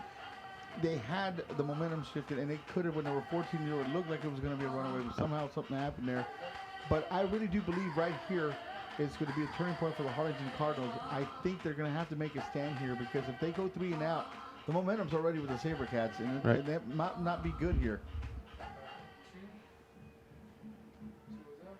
All right, so kickoff time for the SaberCats, and the Cardinals are ready to return this one, and they have not had the ball but just for a very short time here in the second half. Give me a short little pooch kick out towards the sideline. That'll go out of bounds. That'll be a penalty flag. Yeah, Aaron, I think they're going to get the ball at the 30-yard line, but ball goes out of bounds. It'll be first and 10 he's got to take control right here, I believe, and do something with his arm, with his legs, or both. Run the ball, maybe get a good 10-play drive and score, and kind of wear down the SaberCats defense. So I think it's very important. Option B, 30-yard line, first down. Option B it is. There you go. They're going to take option B, which means they get at the 30-yard line. Jaime Galvan, the lone person in the backfield, does shift Barry over. Keeper up the middle, and he'll be tackled, spins forward for gain of maybe 2.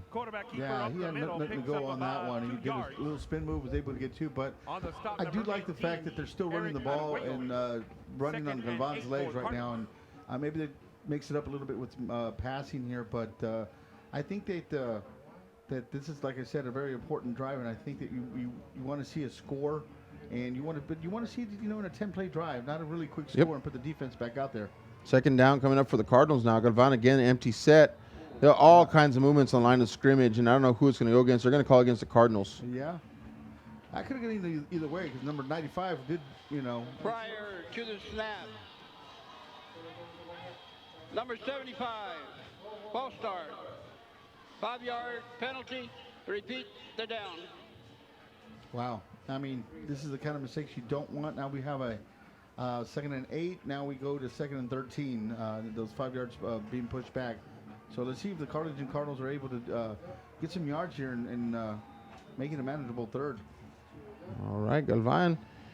Again, empty set. This is something that they really have not run all season long, by the way, Joe. This is new tonight, and they've stuck with it. Down the field, he's got Raiden Berry wide open, and he just underthrows him. Berry had 2 or 3 steps on that defender there, Joe, and he threw that ball short. Yeah, it was a little short, Aaron, and I think, if he would have put a little bit more on it, that could have been 6 points on it because he did have a step or 2 on him. But Galvan was not able to put enough, under the ball there. But, I like the call. I do like the call, trying to stretch the defense a little bit, trying to go a little deep on there and surprise the SaberCats a little bit. Here goes a 3rd down now. Galvan looking to the sideline. He keeps Raiden Berry in the backfield. This is what we're used to seeing here with those 2 in the backfield. And, of course, has number 3 out there spread. Here we go. Looks downfield. Going to keep it right-hand side. Trying to find that edge. It's got to be 32, and he does. And he gets outside, out of bounds before the 1st down marker. 4th down coming up for the Cardinals. Yeah, I think he's going to be about 3 or 4 yards shy, but good run around the right-hand side. And it looks like the Cardinals are going to end up punting.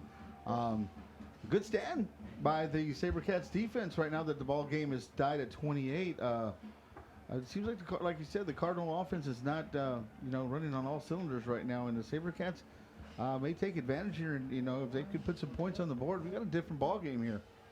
Trying to get all the personnel on the field. It's just really sloppy right now for the Cardinals. They're just moving people around. People are not getting out there, and so definitely going to start to tighten this up a little bit because, like you said, Vela is ready to pounce yet again. Punt goes off cleanly, and it will be returned here, gathered about the 27. And number 5 for Vela takes it, trying to find space. There's going to be block in the back, I believe. So that will go against Vela.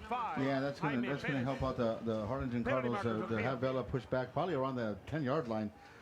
But I think, Aaron, the defense has got to make a play for the Harlingen Cardinals for them to get back in the game, maybe a turnover or something going on here because right now the offense looks a little flat. It does. They came out flat here in the second half, and we've gotten down through a quarter and we've only had a couple of first downs and some penalties to push them back. So no points. Well, and here's the thing that if you're a Cardinals fan and you want to see more, I think.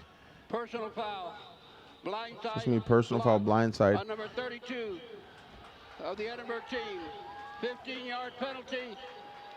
First down. The thing is here, Joe, is that we know Jaime Galvan's a stud. We know that he's an amazing, athlete, but he's touched the ball 90% of the time for that offense tonight. Yeah. You got Raiden Berry, who's a 1,000-yard plus running back, and then you have number 3, you have number 12. You got a couple playmakers on the outside. You got to get them involved in the game. Somebody's got to step up. Somebody's got to step up. So I'm sure they're going to get gathered up here and be ready for the next drive. But right now it's Vela's turn. So 1st and 10, ball marked on the 17-yard line. Sotelo going to fake the pitch, looks downfield, wants to let this one go. He's got a receiver out there, number 4, trying to get separation, trying to cradle it with one hand. It's incomplete pass. Wow, I think he lost it. He went right, he went left. He was looking right and left. But, yeah, Aaron, it looked like he was trying to pull it down with one hand. Mm-hmm. In a game like this, I think you try to use both hands on here because that would have been a big gain for the SaberCats. Oh, yeah. Yeah, watching the replay, he really tried to use one hand. And I agree with you. He lost it in the lights or whatever because he was looking right and the ball was going left. He tried to make the adjustment, but too late. But either way, that's a sophomore receiver, and that's what I'm talking about, that youth on that team here. You got a junior quarterback, sophomore receiver, and he's been running downfield a lot tonight. 2nd down and 10 coming up for the SaberCats. Sotelo's going to take it, handoff, left-hand side, trying to find an edge, drops his shoulder pads like he likes to do, and that's 21 on the carry, Jonier Marin. Yeah, he got a nice gain around the left-hand side. He was able to get about 5-6 yards, making a manageable. He's going to make it a manageable 3rd down. I think right now this is a go time for the Harlingen defense. I think they've got to make a stop here, try to get the ball in good field position and get Galvan going, or somebody else to step up, Aaron, as we were talking about, Barry or his brother or one of the guys that I mean, he can't do it all himself, and I think they're keen on him.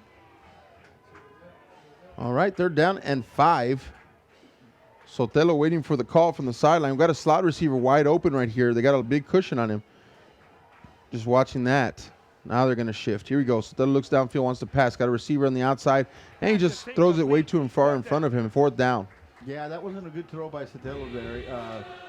Yeah, even if he would have caught it, I don't think he would have gotten that first down, Aaron. But, you know, a defensive stand is what Harlingen needed, and a defensive stand is what they got. So let's see if the offense can put something going here, get something going, and get some points on the board, because right now it's been kind of stagnant here in the second half for the Harlingen Cardinals. Good opportunity here for the Cardinals, as this should be good field position after this return if all goes cleanly. Ready for the punt now.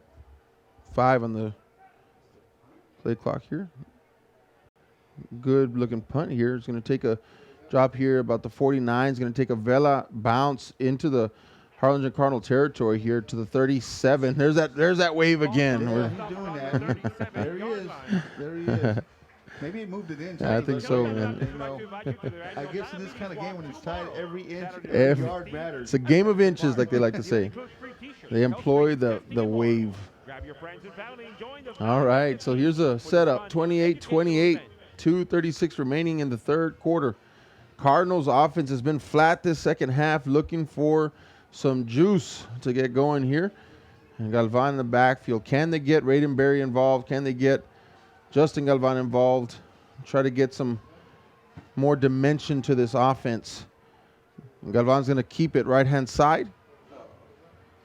3-yard gain. He'll be taken down. Yeah, he went on the right-hand side, Aaron. It looked like he had a little hole, but it closed up pretty quickly. Like I said, I think we have to, you know, get Barry involved, maybe do a pass play. Maybe this is a good time to maybe try another strike downfield, but they've got to get something going. I think the defense is already keen on Galvan, and they're kind of slowing them down a little bit. So they've got to show some different weapons so they can reuse them again. 2nd down and 7. Cardinals shift a man over. Galvan looks downfield, wants to pass. Nice pocket set up. In and out of the hands of Hector Pettis. And 3rd down will be for the Cardinals. Yeah, he missed that one, and he looked like a pretty decent pass by Galvan. I think it was just Pettis just couldn't hold on to the ball. But now we have a crucial 3rd down again, and we have it 3rd and 8, 3rd and 7. Pretty manageable, but the Cardinals got to get something going here, because they need to get some kind of momentum going. 3rd down here. Galvan and company. He's going to send Galvan in motion. Looks to his left now, wants to pass, trying to find somebody. Lets it fly downfield. Galvan fighting for that, but it looked clean to me. That's going to be an incomplete pass. Yeah, that wasn't clean. I know the fans right now are wanting an interference call, but it was a pretty good play.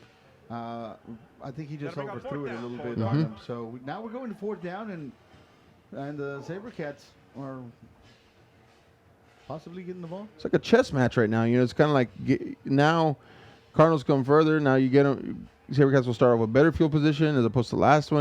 And they're going back and forth with punts right now. And that's the way that this third quarter is ending up at 1:52 remaining. And Galvan is back there as the punter. And he is going to kick this one away. Really short line drive, looking to be fielded about the 29-yard line out to the 35 and a move. And then he'll be taken down there ultimately around the 37. On the return across the 35-yard line. Little extracurricular there. Got a little shuffle going on. There's some fight down the field now. Well, maybe it's just going to fire up somebody, because right now something needs to be sparked up on both sides. Well, really more on Harlingen's side, because Vela has scored a touchdown here in the third quarter, and Harlingen's offense has disappeared, Aaron. Yep. Has disappeared here in the second half. I don't know what to say, what's going on with them, but they are just not functioning in all cylinders right now. Well, Vela has to now take advantage of the opportunities given to them, and they have not yet. You know, they've gone 3 and out here a couple times here in the third quarter, and so they've been given opportunity by Harlingen to get back into it. Of course, after that touchdown, right? But here's another chance. 1st down and 10. Sotelo fumble on the ground, and he dives on it, falls forward, and that'll be a net loss of about 4, maybe even 5 yards. Yeah, I think he was trying to do a pitch, but just mishandled the ball like he did in the first quarter.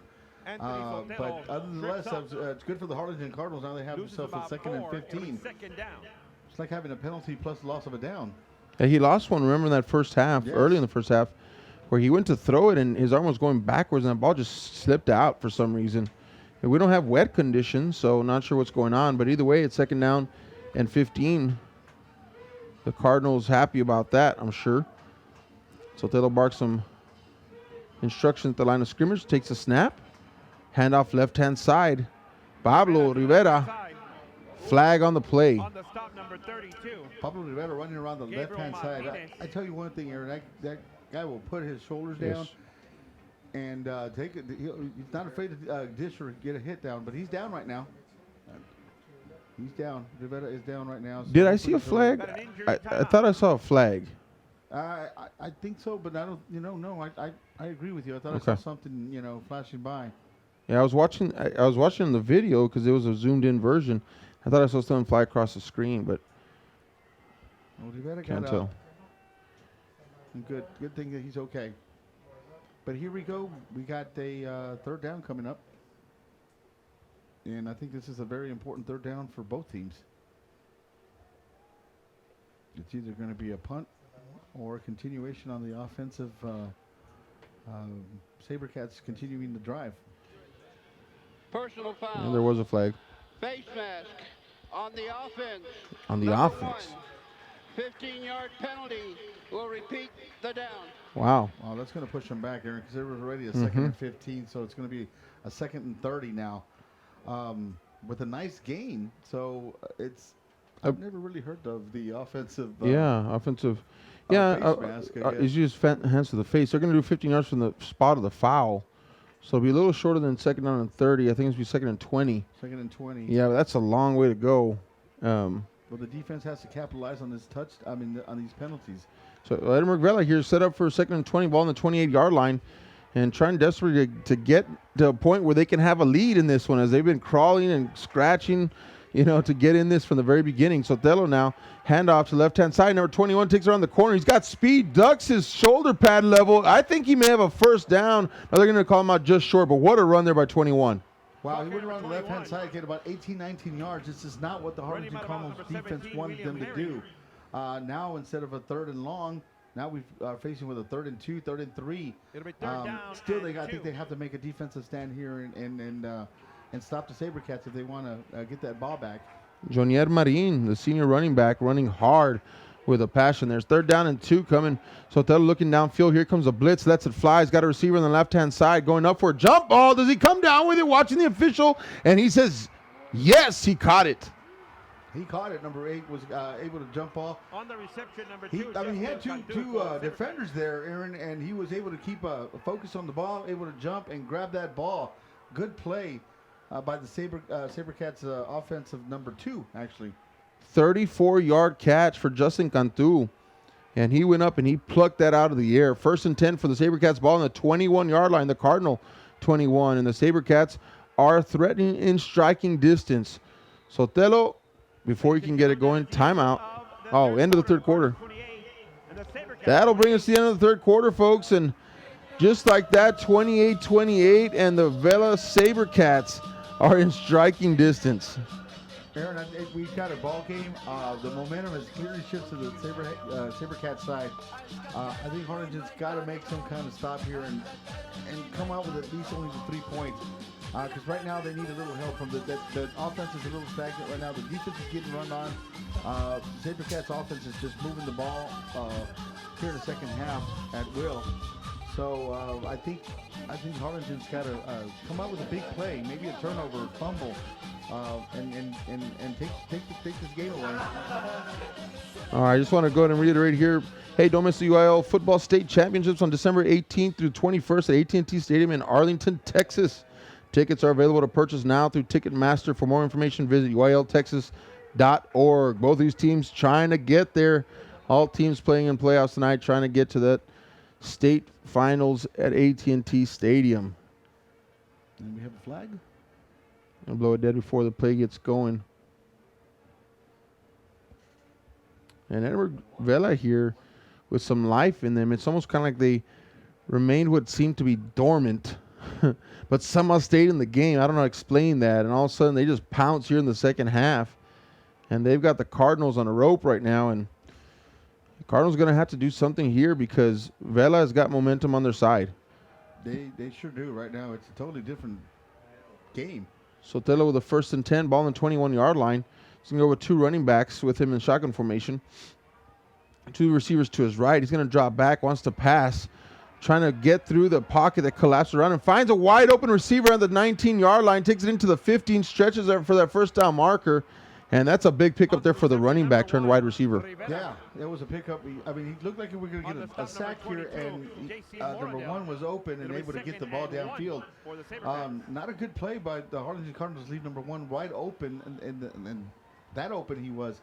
So I think we got a 2nd and short, maybe about a yard to go.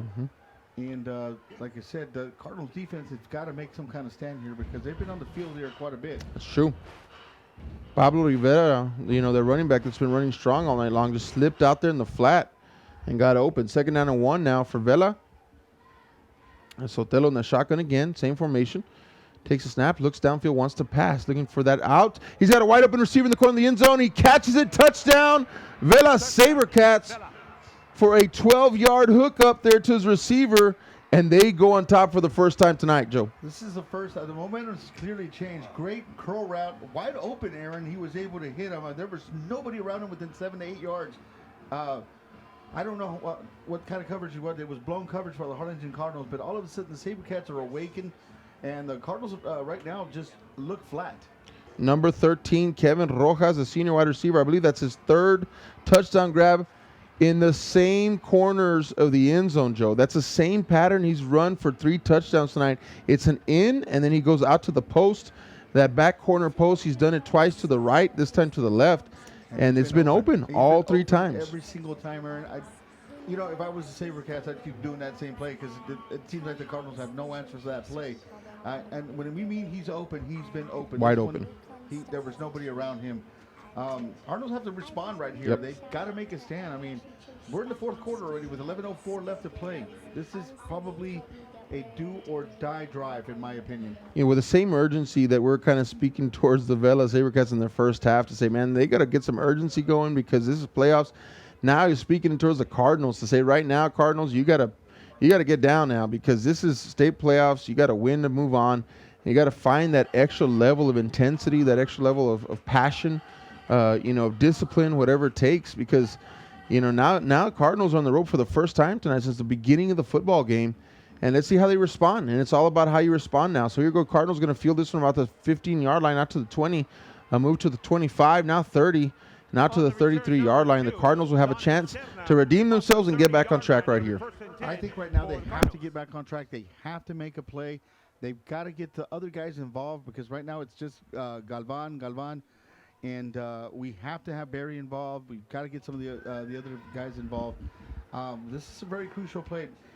I think we were talking about doing long drives. Now I think we need to do a quick strike right now or something, get them going because right now they seem a little flat.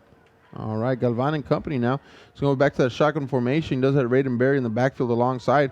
1st and 10, ball on the 32-yard line. Showing blitz the SaberCats. Galvan's going to send a receiver out to the flat now. Looks downfield. Lets it fly. He's got a receiver open. That's his brother, number 3. And what coverage there by the defensive back. He was just with him. Well, he was with him, but there was a little bit of contact. I know the fans are wanting pass interference, but I do like the call, Aaron. I like that they stretch the field a little bit, taking a chance down deep on 1st down. And I think if you're going to do this, do it on 1st down. And that way you have 2 more downs to try to get those 10 yards back. Nice call there by the Cardinals, trying to stretch the field. 2nd down and 10 coming for Galvan now. He's got 4 wide receivers all stacked together on the left-hand side, so he's going to run it to the right. But there was somebody there waiting for him. Come back for a little screen setup. Weird-looking play there. It seems like there was a screen being set up, but Galvan wanted to take it on his own. Yeah, it looks like there was a little bit of mix-up there, but now that was only a 1-yard gain. So now we got a 3rd and about It'll bring up 3rd down for the Cardinals. 9 to go. I think this is, like I said, they've got to pick up a 1st down and get this drive going or continuing because it's, Right now the momentum's on the SaberCats side, so Harlingen's got to stop that momentum and do something here. Galvan has got to use his assets. He's got to use those players around him that are going to help him out right now. He's got to go to them and get them to give him some help. He's going to keep this on the right-hand side himself out to the 40 to 45, following a good blocker, 45-40. He's going to break it 30, 25, 20, 15-10. He'll do it all by himself. Touchdown, Cardinals. This is exactly what they needed there in a quick strike. They got it. They got Galvan around the right-hand side. It looked like he was barely going to get the first down. Was able to break a couple tackles and continue it for about a 45, 50-yard run. Maybe now the momentum's have shifted now back to the Harlingen side, but this is exactly what they needed. I don't think they wanted a long drive. I think they needed a quick strike, and they got it, and Galvan was able to deliver. You know, I'm talking about having to use the resources, the assets around him, which I still believe so. And he just says, well, you know what? I'm going to just do this one by myself. And practically, yes, of course, aside from the good blocking that he got for the offensive line, he took it outside. He ran past his blockers, by the way, and he just turned up the speed, and he just got on that sideline. And I think they thought that they're going to pinch him here on the sideline so the safeties didn't come all the way over. They said, we got him there. Yeah. And he just squeezed through a little space. And once he got past that cornerback, safeties were out of angle. He was gone. That was right. But the only downfall to this, too, Aaron, the only downfall is that the defense did not get any kind of rest. Sure. It was a quick strike, so they were on the bench for a little bit. So let's see if they got enough energy back in them to hold down the SaberCats, because we got a tie ball game here, and we've got a great game going on right now. And I think both sides here are going to try to make something happen, defensive, offensively, and try to take the game to win it here for either side. 35-35 tie ball game with 10:31 remaining in the ball game, and we have got a fourth quarter that is going to be amazing. So buckle up, stay with us as we get ready to call the end of this game. We don't know who's going to come on top, Joe, because it's been going back and forth, but either way, whoever does pull it off is going on next week. Watching closely that PSJA and Eagle Pass game, because the winner of these two games will play each other next week. Try to get an update for you on that here in a little bit. Here's the kickoff. SaberCats ready to return this one. High, good-looking kick. Fielded at the 10-yard line, out to the 15 now. Makes a move to the 20, 25, 30. Breaks into the 35, 40. Down to the 45, 50. Across midfield and down to the 37-yard line. Pumble comes. But it's going to stay SaberCats football. What a run back, Joe. I got a little excited there when I saw the fumble, but Aaron, this is not what the Cardinals wanted, is to get a good run back, get it down to the Harlingen territory about the 40, the 38-yard line, and that making it a little bit more easier for the SaberCats to come up and score something. This is not how you wanted to start your kick or the drive. Let's see if the defense is able to make a stand here, and something's got to happen here with 10:21 left. First and 10, ball is on the 37-yard line. Pistol formation. Here we go, Sotelo waiting for the football. Great field possession here for the SaberCats. Here comes the pressure.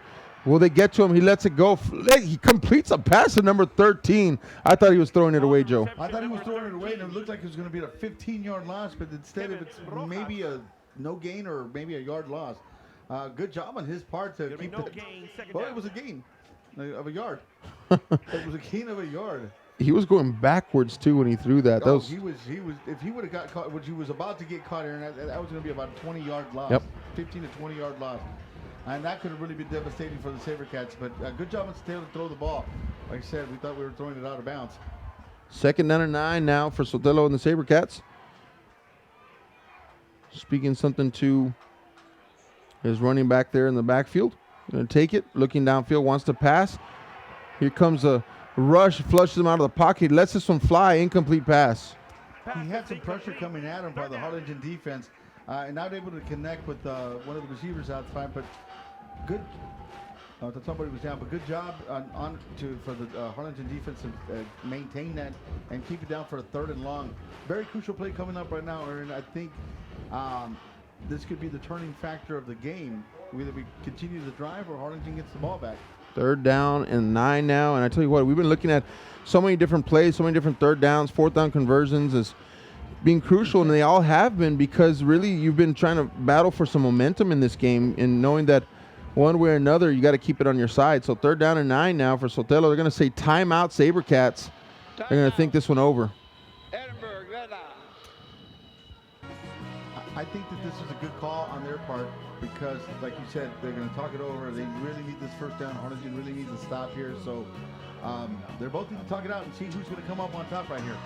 I'll tell you what, do have a final score. And just to show you, right, how long this game's been going on, we already have a final out of Harlingen South versus Westaco East, and Westaco East pulling off that win, 18-14. And so South Hawks season ends tonight. Had a good season. Effort for them. They fought hard. Also got an update here from the Eagle Pass PSJ game. Eagle Pass leads PSJ 42-31 with 2 minutes left. So it looks like the winner of this game will go on to play Eagle Pass if that score does stand. Crazier things have happened. However, if that stands, the winner here will play Eagle Pass. I love playoff football time. It is. I mean, this is the great weather outside. We're probably in our 60s here in South Texas, watching Texas football. 6A. The fans love it. Fans love it. And here we go. This is a crucial play from both sides. Here we go. They had time to think about it over a timeout. SaberCats down to 1 timeout, by the way, so keep that in your back pocket. 3rd and 9, ball is on the 41-yard line. Sotelo, pitch out to the right. Pablo Rivera, first down and more, 20-15, 1 man a beat, and this is going to be touchdown, SaberCats. Wow, I didn't see that one coming. I mean, Rivera ran around the right side. He broke about 2 or 3 tackles there, and then once he got to the secondary, he was able to run it in. Great job at his part. I mean, hands off to him. He did a heck of a run, and there he is. Missed another tackle, and they couldn't catch him. I'm watching him run the ball, Joe, and his mechanics are so solid. He runs outside. He's got the ball on the outside. He splits left. He moves the ball to his left side, keeps it tucked. He's a sophomore. He's a sophomore running back, and I'm just impressed with his mechanics, with his fundamentals, and then his toughness and his grit. And, you know, and I'll tell you what, you interchange that with number 21 tonight as well, Jonier Marin, and both of those guys have been – something clicked after the first quarter with those 2 guys, I feel. They just got this grit about them, and they just been dropping their shoulder pads and running super tough.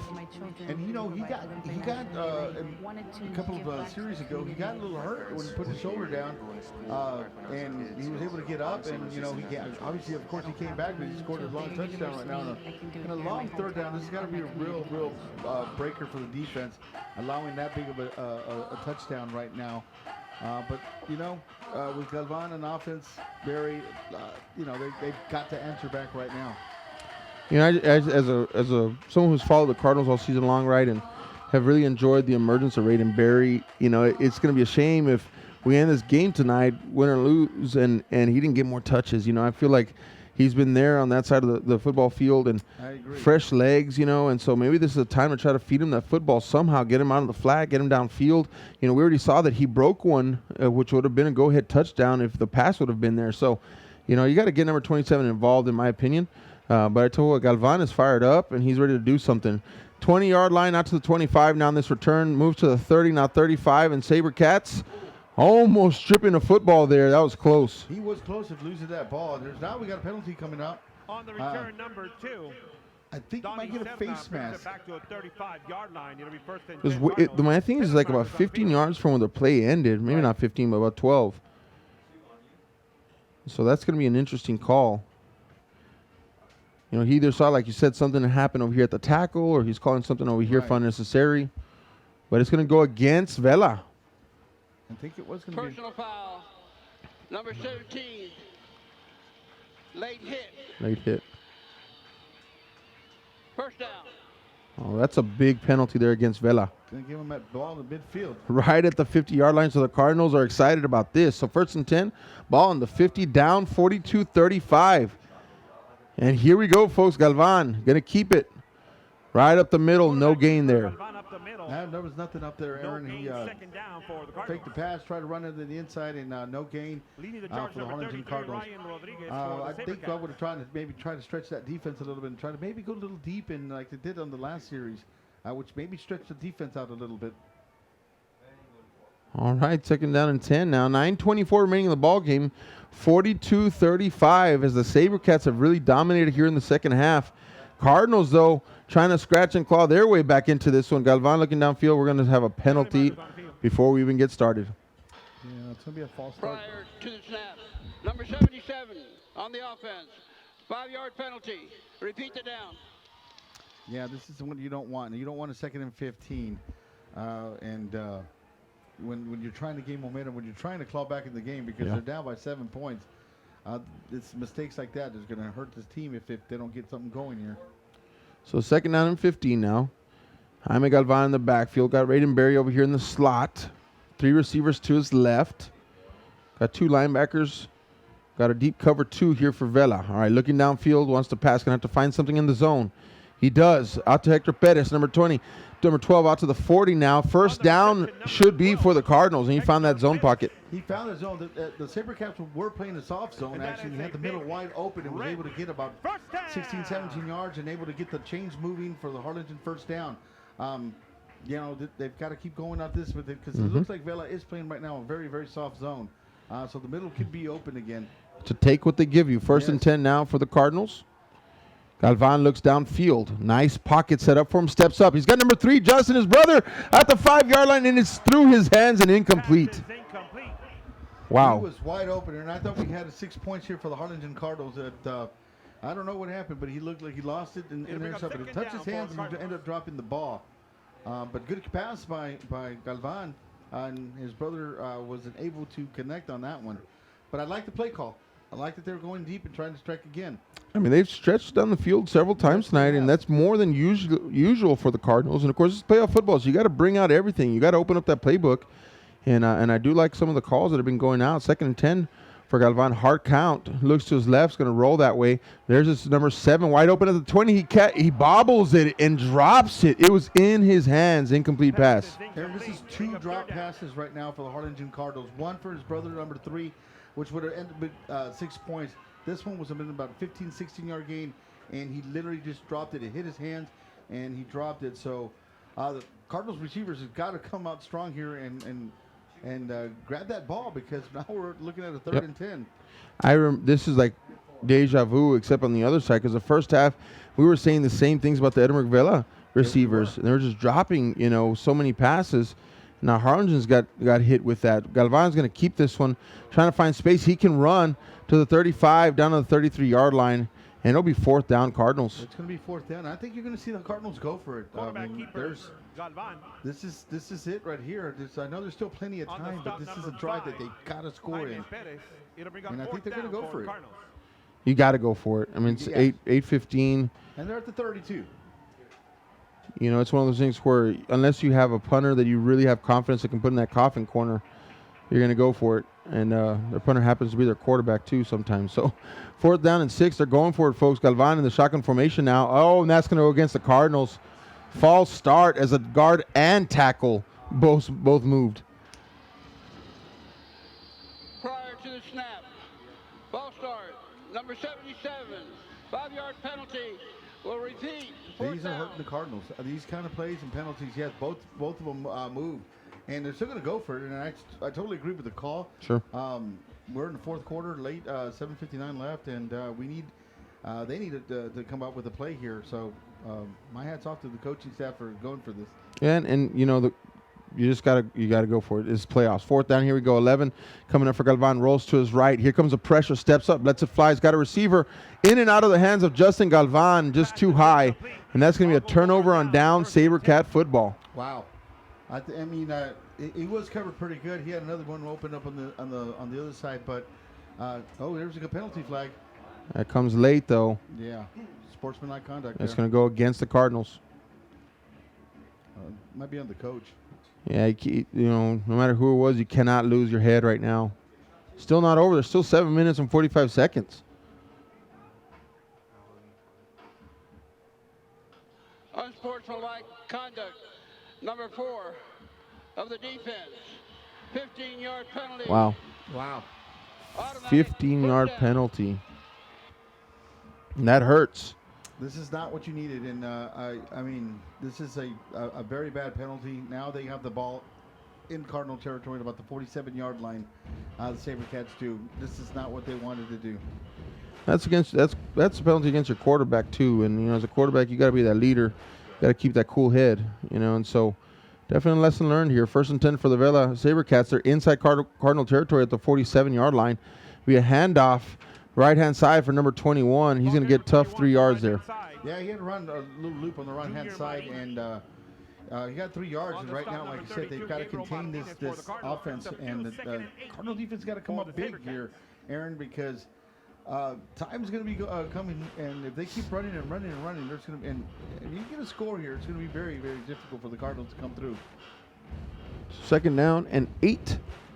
The SaberCats have found a running game in the second half with Marin, number 21, and of course number 1, Rivera, and so that's definitely helped him out. And Sotelo has just been cool, calm, and collected the whole game tonight, and he continues to be so here at the end of the ball game. Sotelo, the junior quarterback, that pistol formation out, 2 receivers to his left. Going to call a timeout, I think, himself, right? He didn't like something. Yeah. So I think that's their last timeout. Yeah, they're not going to be able to stop it if it comes down because we still got a close game Yeah. going on here. So 6:57. Yeah, there's still plenty of time. That was Vela's 3rd and final timeout of the half. Yeah, I don't know if this may come and haunt them later, but right now with the lead and the way they've been playing right now, maybe not. Harlingen's got to make a stand. They've got to come up with a turnover, a big play, a nice loss, and get the fans going, get their energy going. Just get some kind of play, Aaron, and see. Try to get that momentum back and try to get that momentum shifted because time's running out here at 6:57 left to play in the game. What a game we've had. Thank you all so much for joining us and to sticking with us throughout this game as we have had just a thriller here back and forth. There's been moments in the game when we thought it was going to be a runaway type game, blowout, and here come the Edinburgh Vela SaberCats bringing it back. And it's just been a great game to call, and I hope you've enjoyed listening to it as well. And wherever it is that you're listening for, I know we got people listening from all over the place. Yes. I think I saw some from Australia earlier, so shout out to you listening all the way over there in the land down under. Yeah. And, of course, family and friends, both sides of the field here, listening and cheering on your players. So 2nd down and 8 here for the SaberCats. They do spend their last time out, and they're down to 6:57 here, but they are up 42-35. Here comes the blitz from the Cardinals. It's a handoff, Pablo Rivera, and he stuck pretty quickly there. Nice hit. No gain. Yeah, he ran around the right side, and it was about maybe 1 yard, if anything, like you said. But now we have a 3rd and long, 3rd and 7, 3rd and 8 maybe. And this is where I think this is probably the most important play of the game. We're either going to have a first down or the Cardinals are going to get the ball back. But this is very crucial right here on both sides. We keep calling 3rd downs crucial plays, man, and it's like the next one is always going to be the most important one. Well, we're time running now. No, I agree with you. Yeah. Just because there's been so much flip flopping. Yes, exactly. It's been awesome. It's been awesome. It's been an awesome game because of that, and that's so great. But like you said, big 3rd down right here. Sotelo's going to look downfield, wants to let it fly, pump fake, rolls to his left. He's being chased from behind. He lets it go. He's got a receiver, but heavy coverage. And just great job there by the Cardinals. And no flags here. No flags, incomplete pass. Incomplete. And it looks like the SaberCats are bringing their punting unit. But they're in their Cardinal territory, so you got to be careful for some fakes and kind of stuff like that and, continue to have the ball. But that was a good stop by the Cardinal defense. And hopefully get the ball back for the Cardinal offense and see if they can get something going and shake off that last drive. Yep. Here we go, 4th down. They have a 4th and 3 on the scoreboard, but it's actually about a 4th and 7. Yeah. But either way, we do have a returner back for the Cardinals. He's lined up at the 10-yard line, so he will be ready to return this one. Kind of rugby-style kick there a little bit. Going to be end over end. Takes a Vela bounce. Wow, inside the 5-yard line.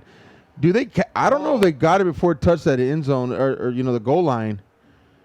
They're going to say they did. They're going to put it at the 1-inch line. That was I'm up here in the press box. So I thought it did, Aaron. I thought that his body was on the other side. Right? Yes. But either way, there was 4 guys, and it was they're going to wait to the last possible centimeter, and it looks like they got it. So they marked this ball, the nose of the football, folks. You may be able to put a paper in between the nose and the goal line. That's how close it's pinned down there. trying to give you a visual for that. Let's just put it this way. You got to go 100 yards. This is 199.9999. I mean, you know, continuous. All right, here we go. Let's see what the Cardinals have. 1st and 10 for Galvan. He's lined up about halfway in the end zone. All right, and he's alone back in the backfield. Looking downfield, wants to pass. He's gonna let this one fly. His brother's out here. He's got to step in and out of his gloves, and it's an incomplete pass. Wow, this is the second pass that he's missed. They could have gone for 6 points. Galvan throwing to his brother Galvan. So, wow, I love the call again. You know, I've said that a few times on the first down, but he should have caught that, Aaron. He should have caught that. That's the second miss that he got for a big gain or not a touchdown. But you could feel the gasp in the stadium because that was in the palms of his hands. What a throw there by Jaime Galvan. That was going to be about a 40-yard in the air. Here we go, Galvan, 2nd down, looking downfield. He has a launch one to the left-hand side. He's got a wide-open receiver. He catches it at the 38-yard line, and that's Raiden Berry streaking down the sideline wide open. Yeah, good play by Raiden Berry. I think he might have tripped on himself or might have gotten his feet tangled there because that could have gone all the way for a touchdown. But, you know, the important part is that they got the ball away from that dreadful 99.9 field position there. Now we got it at the 40-yard line. He's got some breathing room, 40-yard strike there to the running back who's been playing as a slot receiver tonight pretty much the whole game. He does shift now to the backfield, and he will get, he's going to be fake two, and he's going to throw it downfield. He's got a receiver. His brother catches this one, 45-40. The 35 on the other side of the field. Vela territory, 25-20. He's got one man to beat, 15 down to the 10. And he's got a big-time Cardinal pickup, and that was a big play there for Justin Galvan. Well, you know, Aaron, I think he redeemed himself there because he needed to make that play. Oh, we got a man down. We got an injured player on the field. Yeah, it looks like he flew for Galvan. And he's lying there on the ground right now. Yeah, you never want to see this, especially here in the playoffs. And I hope he's okay.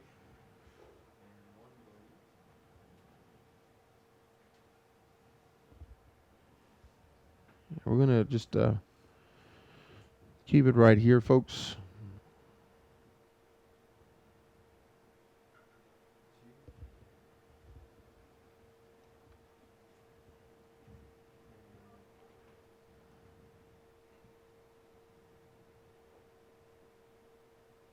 All right, they're going to be able to move him, roll him over.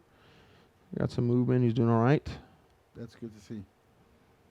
So they'll be working on him here for a second. 42-35 is the score, and 5:01 tending to a player right now down the field.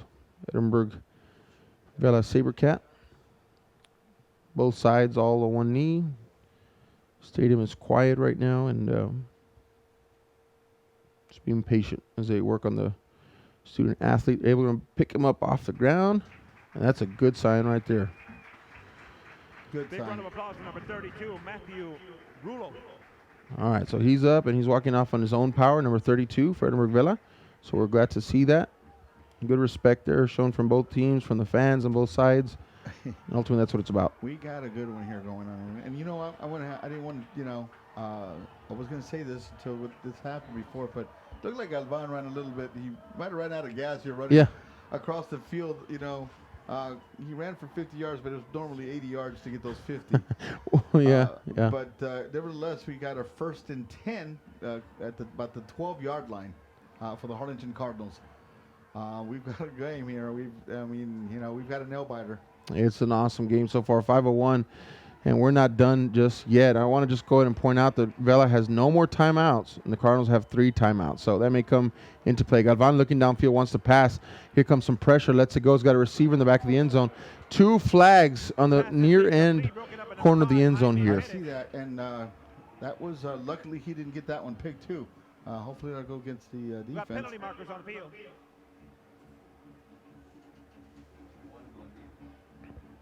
Did you see anything out there? Or No, my eyes were where the play was. And that's holding number 20 on the defense. And see, that's just the thing. It's holding on the defense, and those 2 flags, so two officials. But I mean, it was 50 yards from where the ball was actually thrown. You know, and at that point, it's kind of like, yes, there's actually a penalty on every play. That's what I like to say. And there is. Yeah, you're right though. It was on one side of the field was a play, and the penalty was on the opposite side. So I get what you're saying though. Yeah. And the thing is, Galvan was rolling left. He was looking at. Now, if he was dropped back and he's going through his progressions, that's another thing, But hey, it's a judgment call. Either way, 2 officials called it. So, it's going to be 1st and goal for the Cardinals. 1st down and goal at the 5. That snap is over Galvan's head. He's going to just try to fall on it, and he does, but he's back at the 18-yard line. Wow. It looked like it hit somebody that was running in motion, wasn't it? Or was it just a bad snap? But nonetheless, it's going to push the Cardinals back from 1st and goal to 1st and goal at the 19-yard line. That was about a good 13-yard loss. Yeah, from the 5 to the 19. Yes. That's a big-time play. And remember, we're so used to so far in this game with the Cardinals being up. They're down right now, a touchdown. And they've been fighting back because the SaberCats took the lead and have been holding on to that. So they're trying to catch up and get even now in this game. Galvan, shotgun formation, looking downfield. Here comes the pressure, steps up. Here's a flag on the play again. Finds a wide open receiver. It's Danny Serna. That'll be a touchdown if it stands because we do have a flag on the field. We got penalty markers on the field. We got a penalty marker, but a good play on the Harlingen side. I'm kind of glued in here and see what happens. It's Donnie Serna. I said Danny. It's Donnie, by the way. I think that's going against the Cards. Yeah. It looks like the offense is staying on. Can you come back? Can you fight from this, right? That's the thing. Penalties and, over the head snap or whatever the case may be, if it deflected off of somebody. And then now you got this. The Cardinals got to keep fighting here. But they're going backwards, Aaron. They're going backwards. We have an illegal shift on the offense. 5-yard penalty. Repeat the down. Illegal shift. So that 19-yard pass and catch to Donnie Serna negated. And tack on 5 yards, and it's a 2nd down and 24 with 4:02 remaining in the football game. Wow. Here we go. Jaime Galvan. Raidenberry's in the backfield, going to get the receiver set. Takes a snap, looks downfield. Here comes a blitz. He lets it go. He's got a receiver at the back of the end zone. He overthrows Donnie Serna. Wow, he had him open. He had about a step or so on him and was able to overthrow him a little bit. Right now, I think you're trying to get him at least 10 to 15 yards and get a more reasonable 3rd down, but they were going for the strike. I think it's 3rd down, but I think you have 2 plays. I think this is 4th down territory. So I would really try to get about 10, 15 yards and work from there. 3rd down and 24, ball on the 24. And Galvan looking left. Here comes a pressure, steps up. He fumbles the football. It's going to be live on the ground, and one of his offensive linemen falls on it on the 37-yard line. And backwards they go. We had our 1st and goal at the 5, and now we're going about a 4th down on the 36, 37-yard line. It's not the direction the Cardinals are going. Harlingen's got to take a timeout and regroup right here because this has been a backwards motion here for the past 3 plays. And now you're dealing with a 4th down and goal from the 37-yard line with 3:30 remaining. Going to burn a timeout that really is needed here in the stretch in case they got to turn it back over to Vela and get some stops. And so this is either big play time right now, draw something up that you can get it into the end zone, or really you got to have to put all your hope on that defense because, this is a tough spot for the Cardinals to be in. Yeah, and like you said, Aaron, with Bond now being at the 32-yard line, what do? Do you try to just get a 10, 15-yard play and try to push the SaberCats back? Right. Do you try to score? It's going to be a difficult time, when difficult trying to get the ball in at a 4th down at the 37-yard line. So this is where the coaching gets a little difficult. I mean, if you rely on the defense, you try to get a screen, try to get, hopefully maybe something open up. But we'll find out here. We'll find out right now. It's a tough coaching call, and I would not want to be in that position, right, because you're going to get critiqued one way or another. But either way, you're going to have to do the best you can right here with a 4th and goal on the 37-yard line.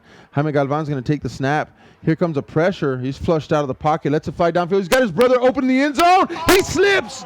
Incomplete pass as Justin Galvan was open in the end zone and slips. I saw that, Aaron. I thought we had the Cardinals had 6 points. He was wide open, but he ended up slipping towards the end of the play and was not able to get to the ball. That is a very, very bad break for the Harlingen Cardinals. I mean, he was wide open and slipped it about a half a second before the ball got there. Aaron. I'm heartbroken, as a football fan for him, because that was a for sure go-ahead touchdown right there, clean back of the end zone, and it just slipped. I don't know if it was a slippery situation on in the field, but either way, there's still more football to be played, so you can't be held up by that. 1st and 10 for the Vela SaberCats on the 37-yard line. Sotelo rolls to his right, finds a receiver open, catches it right at that first down marker. I think he's going to have a first down. It looks like he's going to have a first down, and that's not what you want. And they're going to keep the time going. Time will stop a little bit for the set of downs, but first down for the SaberCats. And they're going to milk this because they have no more timeouts, Joe. And so they want to let the time go. And Harlingen has 2 more, so they need a defensive stop here right now. 15 on the play clock here. We're at 2:52 game time, and it's first down for the Vela SaberCats. And they're going to let this roll down. 3 on the play clock, down to 1. Takes a snap, handoff, right hand side. Rivera tackled 3-yard gain. Yeah, he had a 3-yard gain around the outside. And yes, you're right, Aaron. The SaberCats are going to snap the ball with 1 second left in the play clock. And why wouldn't you? I mean, you want to come out here, and in the victory here in Harlingen's own bogus stadium here. So, but Harlingen's called a timeout. So now you got 2nd down with about 8 yards to go. Defense is going to make a big stop here. They've got to come up with a good play here to try to get the ball back for the offense, because 1 or 2 more first downs and I think it's done. Oh yeah, I think 1 more first down and it's over. Yeah, I agree. So you got 8. If you're Harlingen, you got 8 yards to make a stop here, and not to let them get there, because if not, then the game's going to be over with 1 timeout remaining. And such a on one end for the SaberCats, right? Struggling this season. Okay, used to knock, rolling through undefeated, hitting 3rd, 4th round. Come out here with a 7-3 record. 2 losses, they struggled this year because that program's not used to that. And on the other hand, you got Cardinals who breezed through district, man. Yeah. I mean, they just knocked everybody down that was set up in front of them, and so someone's heart's getting broken tonight for one way or another. And it's just tough. And as a fan, you love it all, and just an outstanding game by both teams so far. 2nd down and 8 coming up.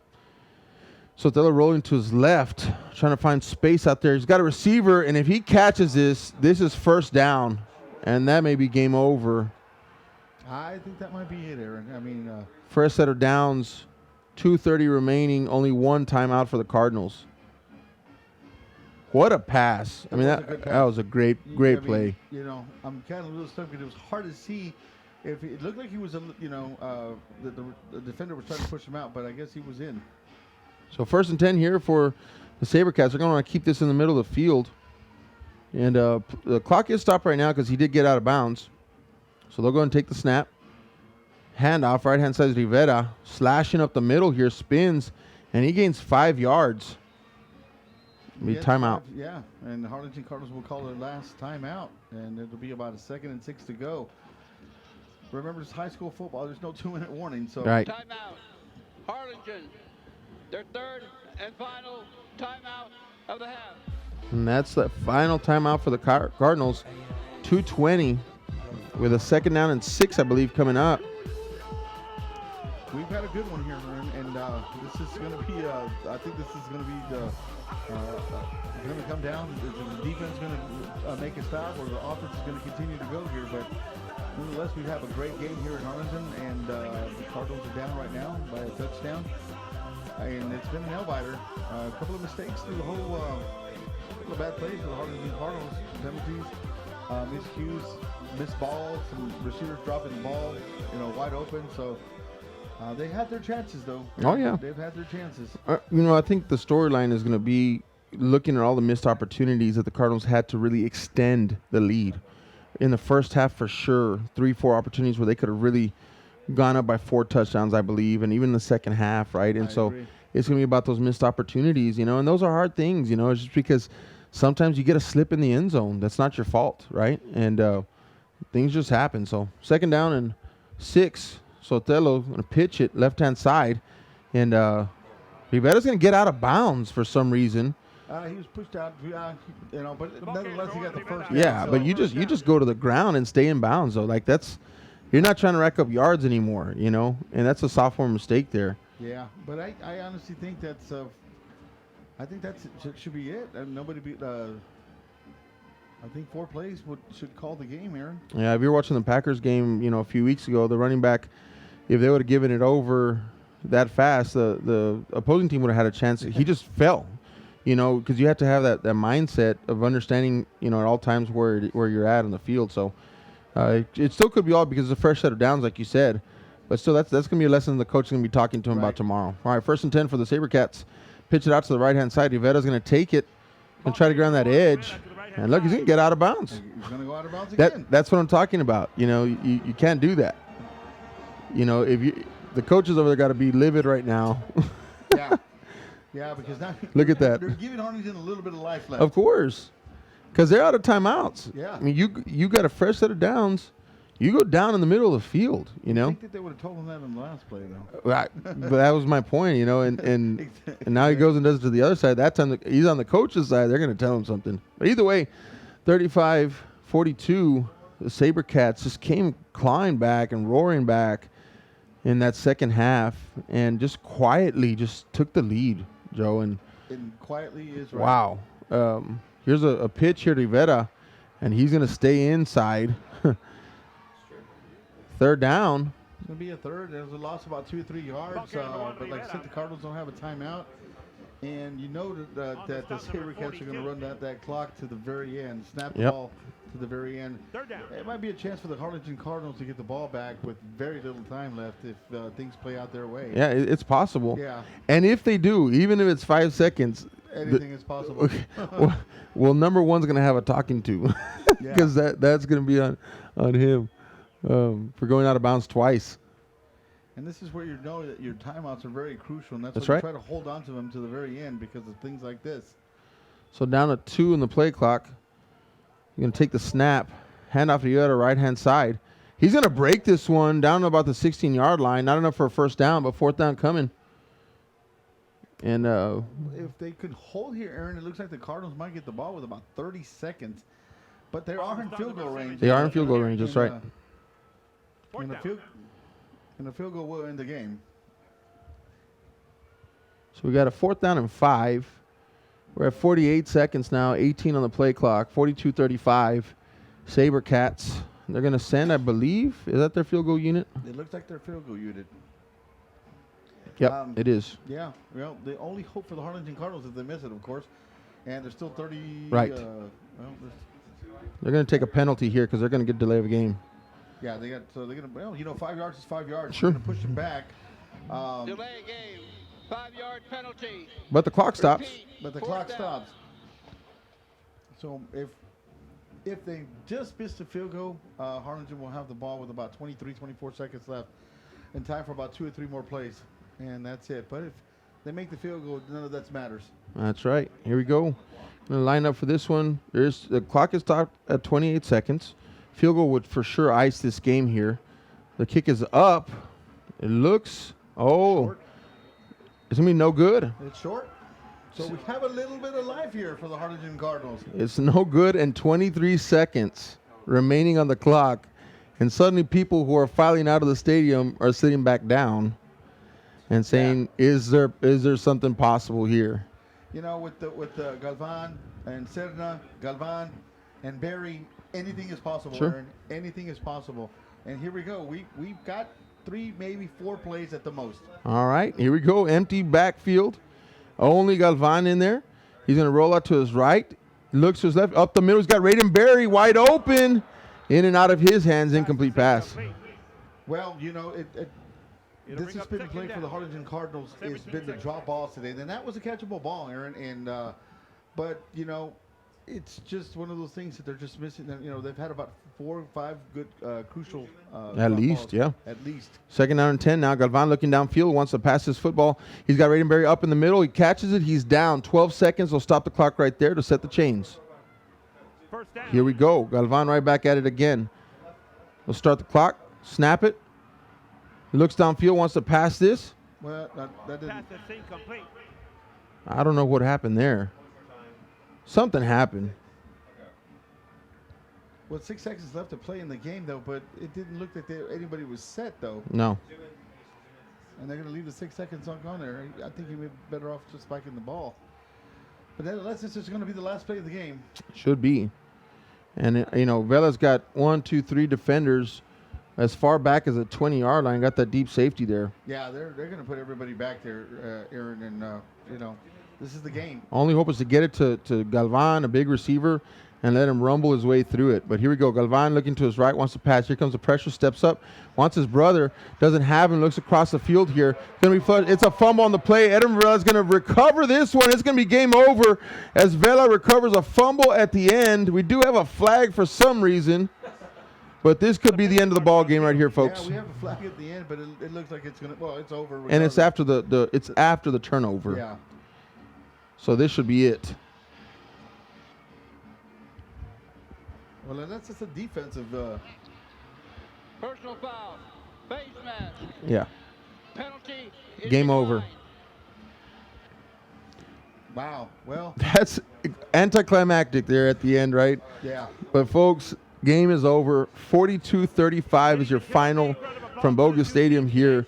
Edinburgh Vela Joe quietly, methodically got back in the game and then just pulled away at the end. They pulled away at the end. Your hats off to them. They adjusted in the second half. They made their adjustments. They were able to capitalize. Harlingen didn't come in, and I think they scored 1 touchdown in the whole second half, right? Yep. You know, and they had their chances. So Aaron, they had a lot of drop balls. They had a lot of miscues, some penalties that really hurt them. So, I mean, they were there. They were there, but they just couldn't capitalize on some of the opportunities. Well, there you go, folks. Hey, thanks for listening to this live audio broadcast. You know, like I said, someone's hearts are going to break tonight, and tonight's going to be the Cardinals as their season, great season, district championship comes to an end tonight against Edinburgh Vela, who scrapped through the season and came in here with a lot of playoff experience, and in the end, I think that's what got them over the hump. And so they're going to take this one 42-35. They will go on to play Eagle Pass next week in the second round. Safe travels to all involved. And again, Aaron Signs here in the booth with Joe, and it's just been a pleasure, Joe, and we've enjoyed this season. And so thanks for listening to us. KHGN doing an awesome job here tonight, along with Real Sports Live. Guys. And signing off here from Bogus Stadium for the 2019 season.